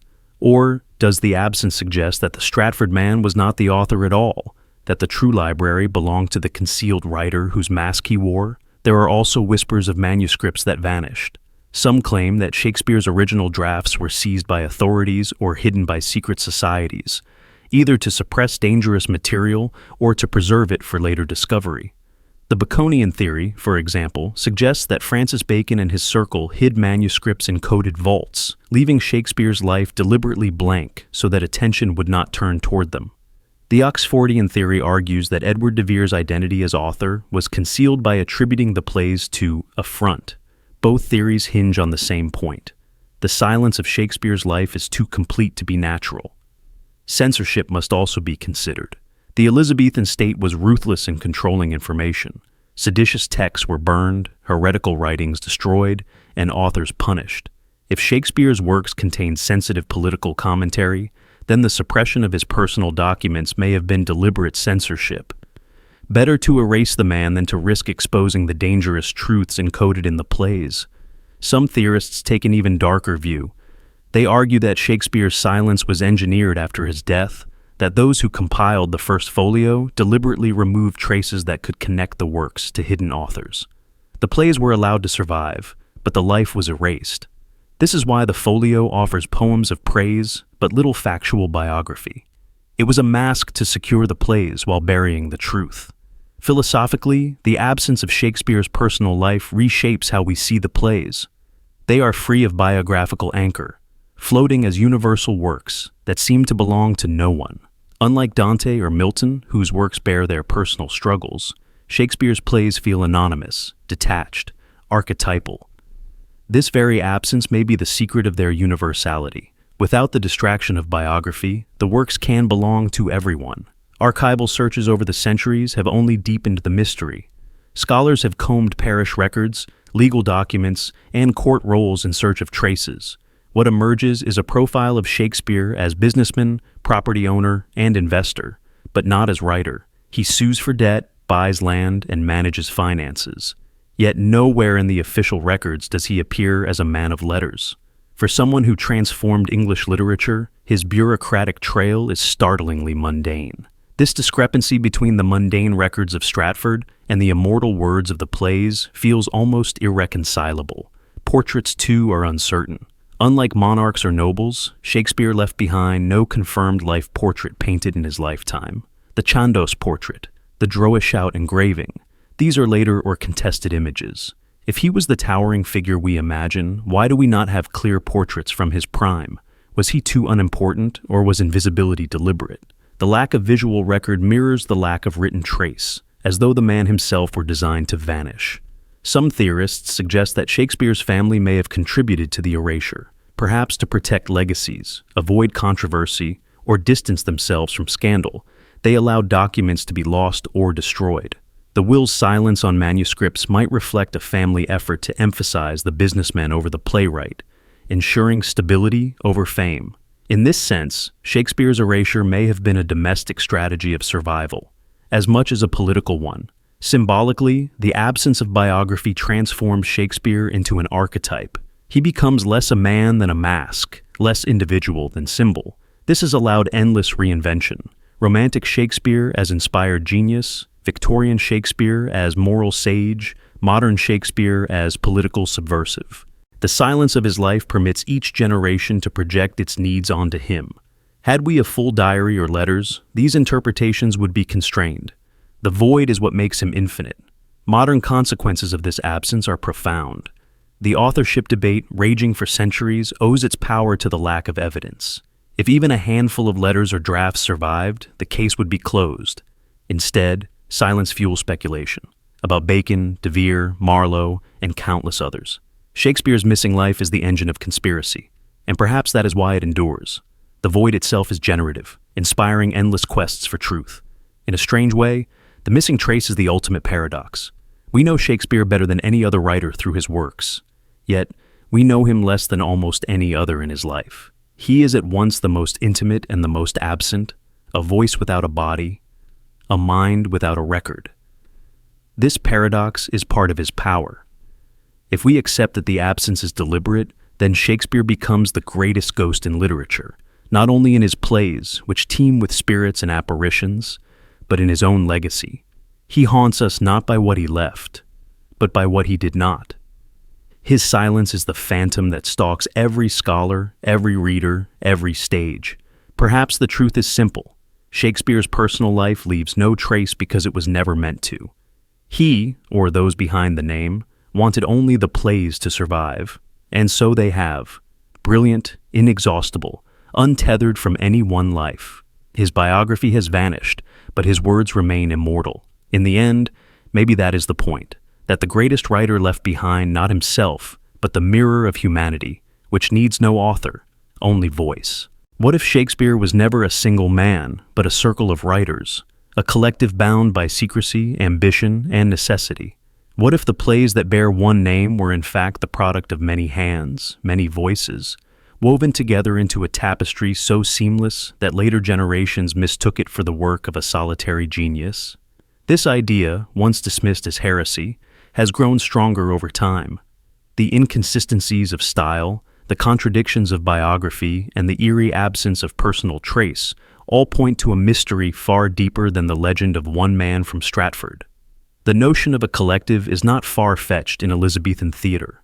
Playwriting was often collaborative. Companies needed plays quickly, and writers joined forces to meet demand. Surviving works from other playwrights show multiple hands at work. Why then should Shakespeare be the exception? Perhaps he was the greatest example of this system, a name under which a circle of writers published collectively.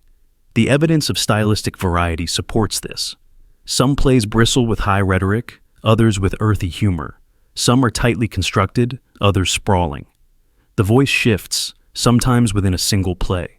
Scholars have detected patterns suggesting multiple authors. The early histories echo Marlowe, the later tragedies carry Jonson-like precision, the comedies resemble the wit of Lilly or Greene. Stylometric analysis, using modern computers, reveals statistical fingerprints of different writers and different scenes. What seems like one hand may actually be many. The collective theory also explains the speed of production. Nearly 40 plays in 2 decades is an extraordinary pace for one man. But for a circle, it is natural. One member drafts, another revises, another polishes. The name Shakespeare becomes the banner under which the group operates, concealing the multiplicity of voices behind a single mask. But why conceal it? Why not celebrate the collective? Because in Elizabethan England, authorship was tangled with politics. To attach noble or royal names to the plays would have been scandalous, even dangerous. A mask was required, a public front. William Shakespeare served that role. Whether the Stratford man was complicit or simply convenient, the effect was the same. The plays could circulate safely under a single identity, while the true circle remained hidden. Some theorists nominate specific candidates for this circle. Francis Bacon, philosopher and statesman, whose intellectual fingerprints appear in the play's obsession with law and statecraft. Edward de Vere, Earl of Oxford, whose courtly wit and Italian travels echo in the comedies and tragedies. Christopher Marlowe, supposedly slain in 1593, but perhaps secretly alive, contributing under Shakespeare's name. Ben Jonson, rival yet collaborator, whose presence in the first folio suggests deeper involvement. Each of these names carries arguments, and perhaps all of them are right. Not one, but many, the circle woven together into the bard. The idea of a circle also explains the richness of knowledge embedded in the plays. Law, medicine, astronomy, music, navigation. No single man could master all. But a circle of learned men and women, pooling expertise, could. Each brought a field, a specialty, a voice. Together they forged works that seemed impossibly wise for one pen. This theory reshapes the plays themselves. We no longer read them as the monologue of a solitary genius, but as the chorus of a hidden circle. Each character may carry not only dramatic life, but the voice of a writer within the group. Hamlet's doubt may be Oxford's melancholy. Prospero's wisdom may be Bacon's philosophy. Falstaff's humor may echo a popular dramatist's wit. Shakespeare becomes less a man than a mask, less an author than a stage upon which many voices converge. Evidence from specific plays strengthens the idea of a writing circle. Titus Andronicus, one of the earliest plays, shows stylistic fingerprints of George Peele, suggesting collaboration. The Henry VI trilogy bears echoes of Marlowe's bombastic style, leading some scholars to believe he contributed significantly. Pericles is widely considered a joint work with George Wilkins. Even the late romance The Two Noble Kinsmen bears the explicit credit of both Shakespeare and John Fletcher. If collaboration was admitted in some cases, why not in others? Perhaps collaboration was the rule, not the exception. Stylometry, the statistical analysis of word patterns, has revolutionized this debate.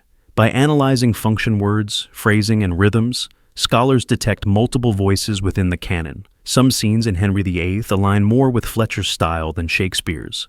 Portions of Timon of Athens suggest collaboration with Middleton.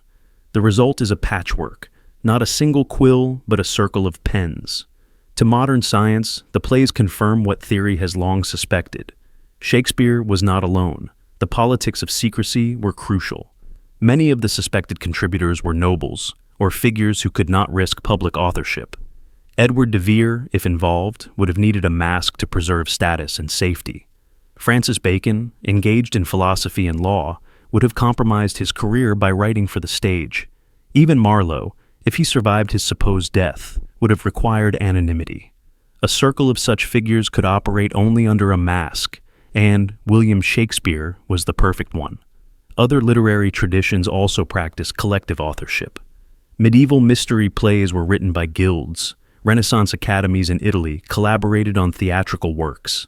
Even in modern times, writers' circles and collectives have produced unified works under a single name. The Shakespeare circle fits into this larger pattern. Not anomaly, but continuation. The collective theory also explains the play's contradictory voices. The comedies often celebrate love and wit, while the tragedies plumb despair. The histories shift between patriotic exaltation and cynical critique. One voice alone might struggle with such extremes, but a circle could contain multitudes. The play's breadth of humanity reflects not only one imagination, but many. Consider also the first folio of 1623.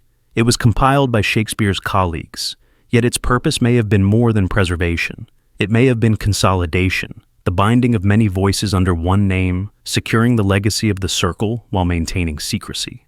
The lavish praise poems by Jonson and others may be read not only as tributes to a man, but as affirmations of a mask, a necessary fiction to protect the truth.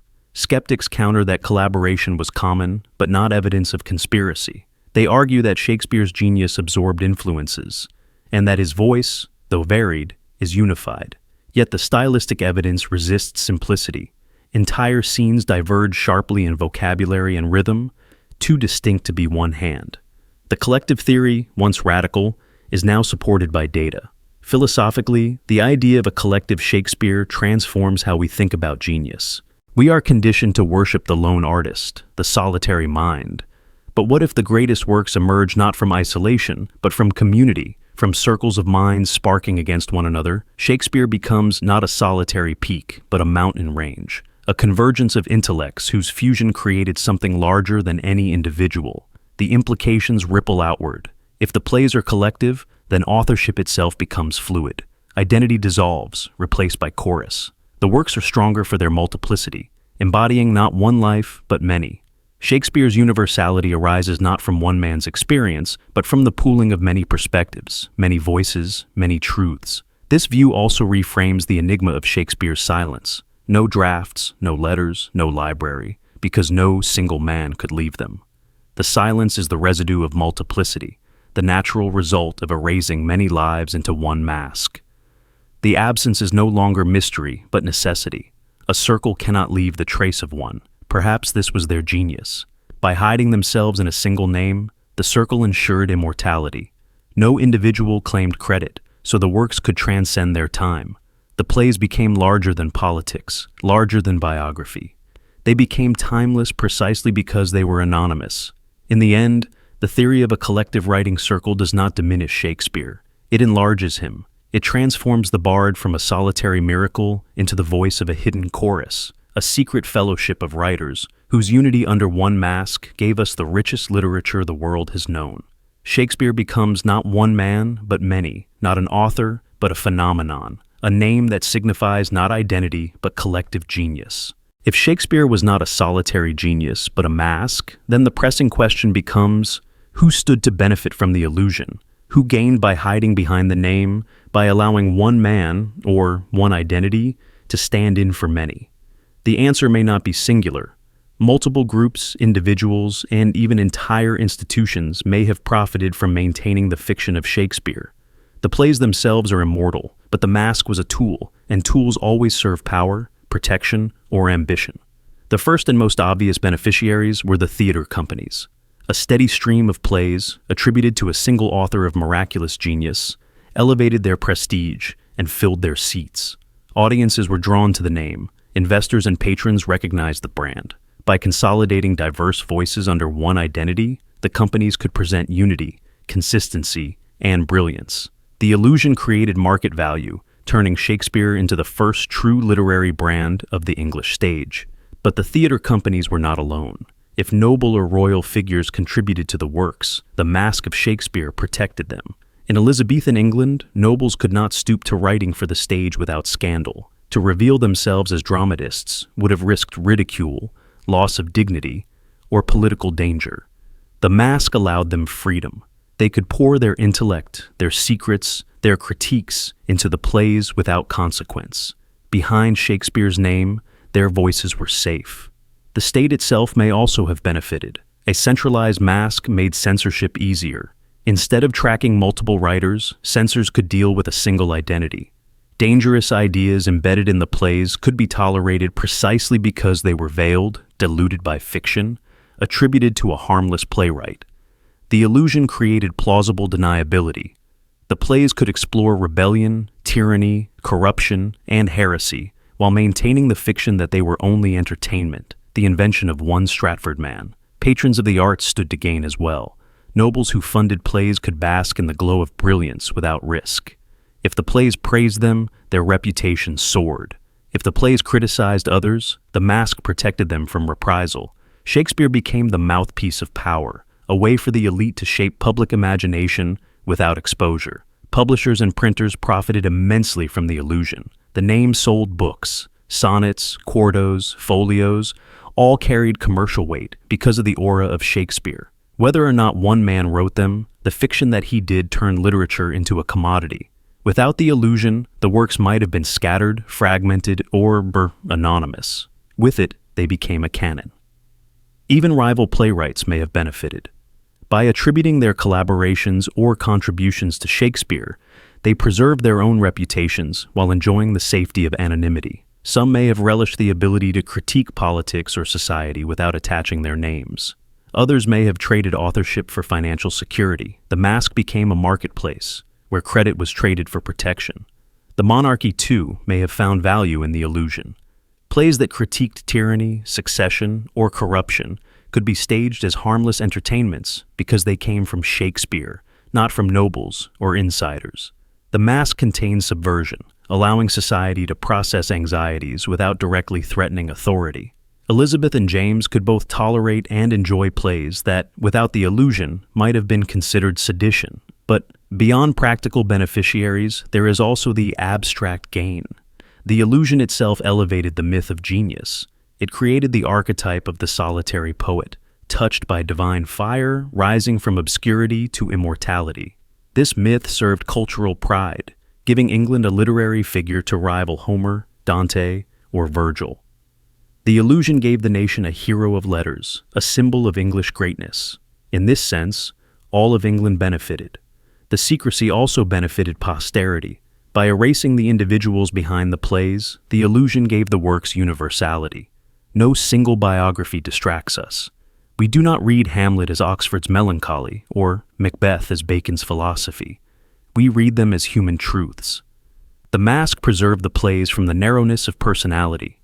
It allowed them to belong not to one author, but to everyone. Still, suspicion remains that the greatest beneficiaries were those who had something to hide. If Bacon used Shakespeare as a mask, then he gained freedom to publish dangerous ideas. If De Vere was the true author, he gained immortality without disgrace. If Marlowe faked his death and wrote on, he gained safety through disguise. Whoever stood behind the mask, the benefit was survival, power, and legacy. Take the Earl of Southampton, for example, to whom Shakespeare's poems were dedicated. If Southampton was patron or participant in the circle, then the mask protected both him and the works. He benefited from association with brilliance while avoiding exposure to risk. Dedications could flatter patrons while concealing true authorship. The illusion became a stage for nobles to bask in glory without stepping into danger.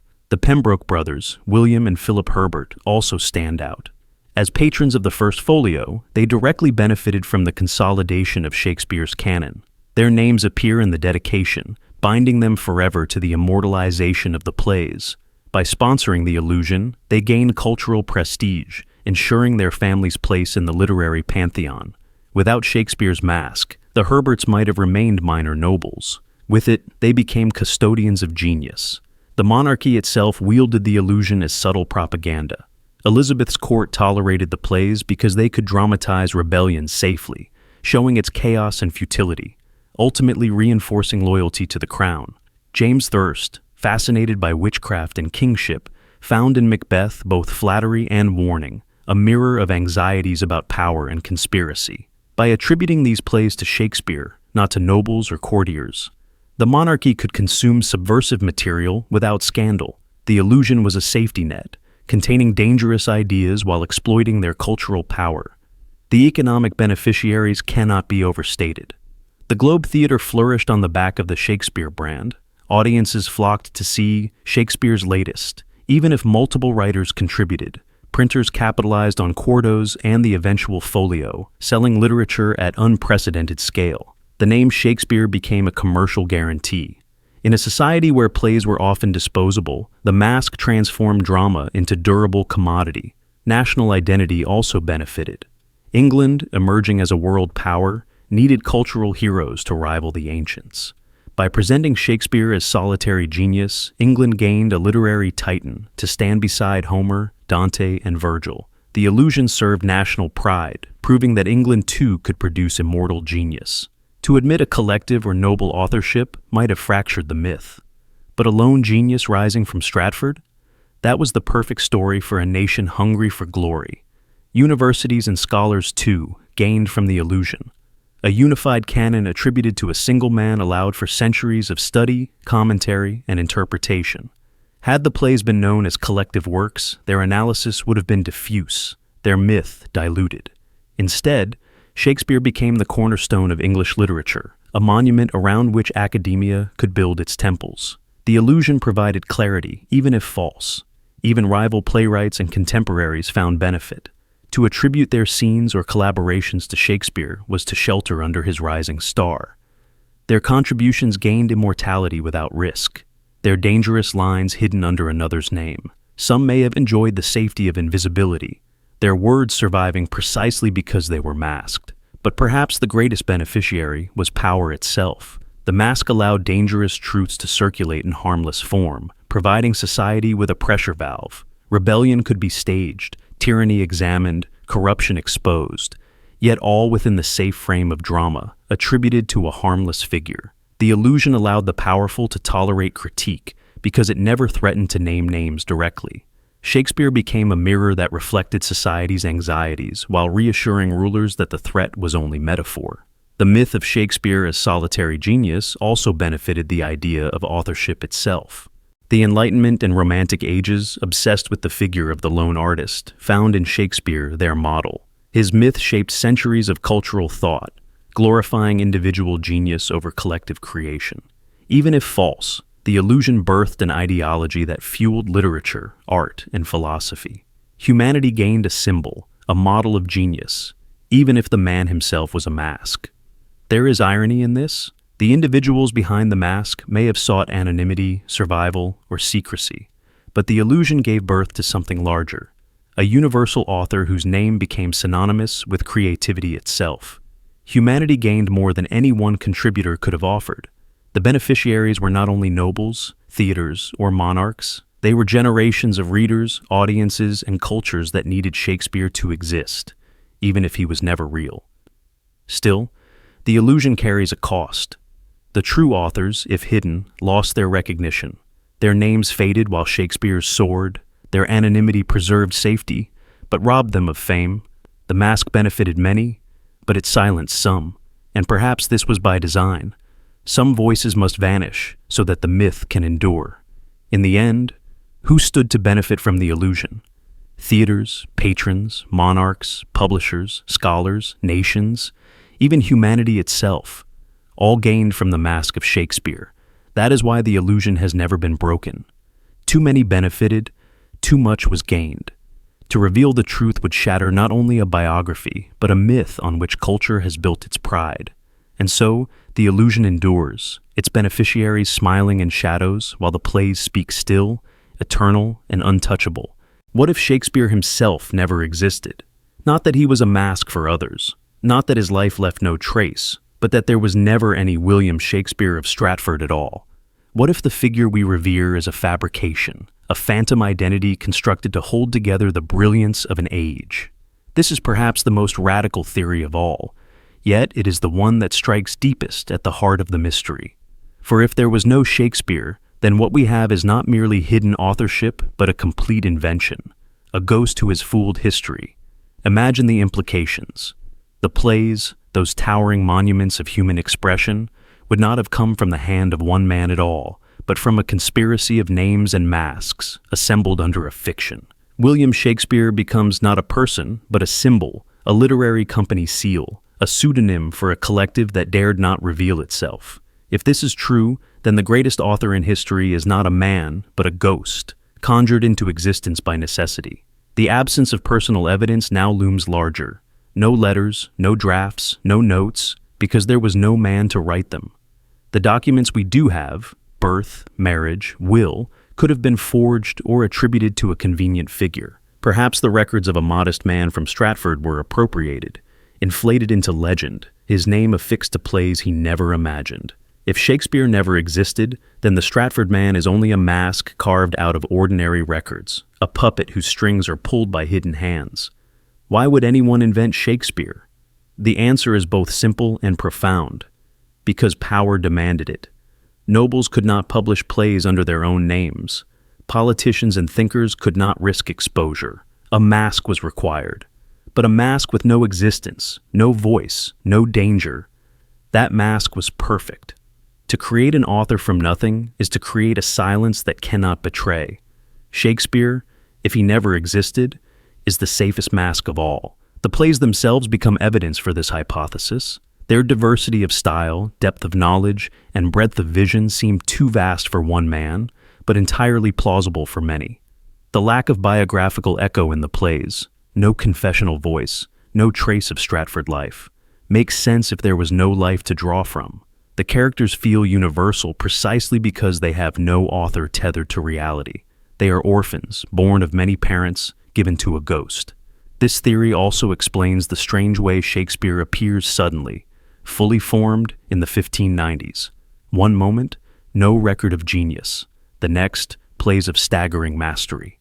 Where is the apprenticeship, the struggle, the climb? Most writers leave juvenilia, half-finished works, evidence of growth. Shakespeare appears out of nowhere.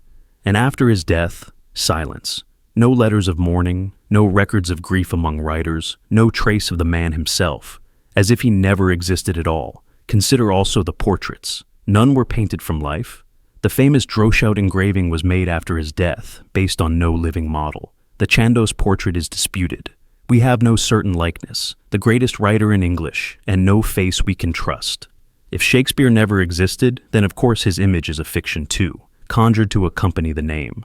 The first folio, published in 1623, may then be seen as the codification of the illusion. Compiled by actors, dedicated to noble patrons, it solidified Shakespeare as author while revealing nothing of the man.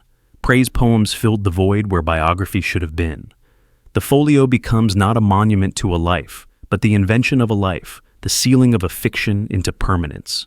Skeptics will ask, how could such a fabrication endure? But history is full of invented figures. Entire lineages were forged to justify power. Saints were created to inspire faith. Myths were woven into chronicles to strengthen nations. Why should literature be immune? If Shakespeare never existed, then he joins the long tradition of masks that humanity has mistaken for men. Who then wrote the plays? Perhaps Bacon, Oxford, Marlowe, Johnson, all of them, none of them. Perhaps an entire circle of minds, united in secrecy. The truth may be unknowable, but what matters is that Shakespeare was never the man of Stratford, never the single genius we imagine. He was invention, illusion, a ghost author conjured to carry voices that could not speak their names. Philosophically, this theory is both terrifying and liberating. Terrifying because it robs us of the idea of genius embodied in one man. Liberating because it reveals that genius may be larger than biography. The plays exist, and they dazzle, regardless of who or what wrote them. If Shakespeare never existed, then authorship itself dissolves, replaced by the pure voice of humanity. The works are the truth. The author is the lie. Think of other legendary figures whose existence is debated. Homer, the supposed author of the Iliad and Odyssey, may never have existed as an individual. Scholars suspect the epics were the work of generations, of oral poets, later attributed to a single mythical name. If Homer is a ghost, why not Shakespeare? Both stand at the dawn of literary traditions. Both embody works too vast for one life. Both are names invented to unify collective genius. The parallel is striking and unsettling. Consider also figures like Robin Hood, King Arthur, or Prester John. Each began as rumor, story, or political necessity. Yet, over time they became accepted as real. Shakespeare may belong to the same category. A myth mistaken for man, a story solidified into history. The more we search for him, the more elusive he becomes, as though he was never meant to be found. The archival silence is damning. Not a single letter in his hand, not a draft, not even a casual note about writing. The man of Stratford appears in mundane records, tax disputes, property purchases, court appearances, but never in the context of writing. It is as if the documents were chosen carefully, enough to provide a shell of existence, but not enough to prove authorship. If Shakespeare never existed, then the Stratford records may have been exploited or manipulated to lend weight to the illusion. Why Stratford? Why that man? Perhaps because he was ordinary, unthreatening, perfect for appropriation. A glover's son, an actor of modest reputation, no one would suspect that his name concealed a chorus of nobles or philosophers. His anonymity made him ideal. He could be elevated without scrutiny, inflated without resistance. Shakespeare of Stratford may never have existed as author because he was never meant to. He was chosen as mask precisely because he was nothing.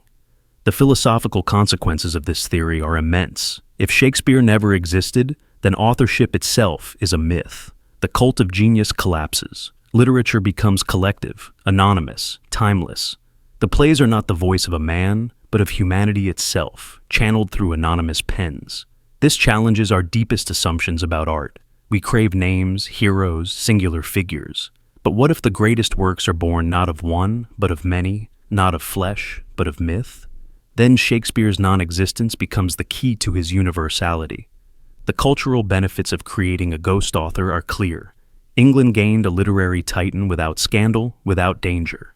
The world gained a monument to genius, a symbol of artistic possibility. The absence of a man allowed the presence of a myth, and myths are stronger than men.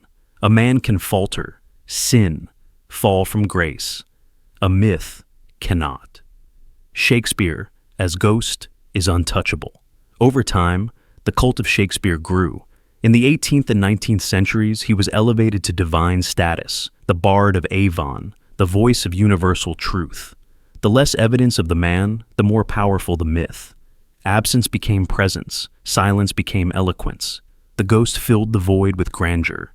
If he never existed, then the world itself conspired to create him, because humanity needed him, needed a Homer, a Dante, a Virgil, needed a figure to embody the power of the word. Even skeptics who reject the ghost theory admit its allure. It explains too much. The sudden emergence of genius, the total silence of biography, the contradictory styles, the absence of grief at his death. The ghost makes sense of what the man cannot. And perhaps that is why, even if false, the theory endures. Because sometimes, myths are truer than facts. Legacy itself becomes the final beneficiary of the ghost. For centuries, nations have used Shakespeare to define identity, to teach language, to embody morality. His works have been quoted by statesmen, philosophers, and revolutionaries. If Shakespeare never existed, then the myth itself carried this power. A non-existent author shaped empires, influenced revolutions, and molded thought. This is the irony. The absence of a man produced a presence greater than any man could achieve. The endurance of the myth proves its necessity. Humanity has always needed figures larger than life to anchor meaning. We invent them when they do not exist. Shakespeare as ghost is not anomaly, but pattern. We conjure heroes because we cannot live without them. And the fact that his life leaves no trace may be the strongest evidence that he was never there. The silence is not accident. It is design. Even today, the industry around Shakespeare thrives. Stratford attracts pilgrims. Academics build careers. Theaters profit. Entire economies circulate around the name. If he never existed, then the ghost still feeds millions. His absence continues to generate presence. The illusion sustains itself because the world needs it to. Perhaps that is the ultimate truth. Whether or not Shakespeare ever lived, he exists. He exists in the plays, in the language, in the myth. He exists in every actor who speaks his lines, in every reader who hears his voice. If the man never existed, the ghost does, and that ghost is enough. So the question is not whether Shakespeare existed, but whether he needs to, and the answer is no. For genius is sometimes larger than flesh, and myth sometimes more powerful than history. Shakespeare may never have walked the earth, and yet he will never die.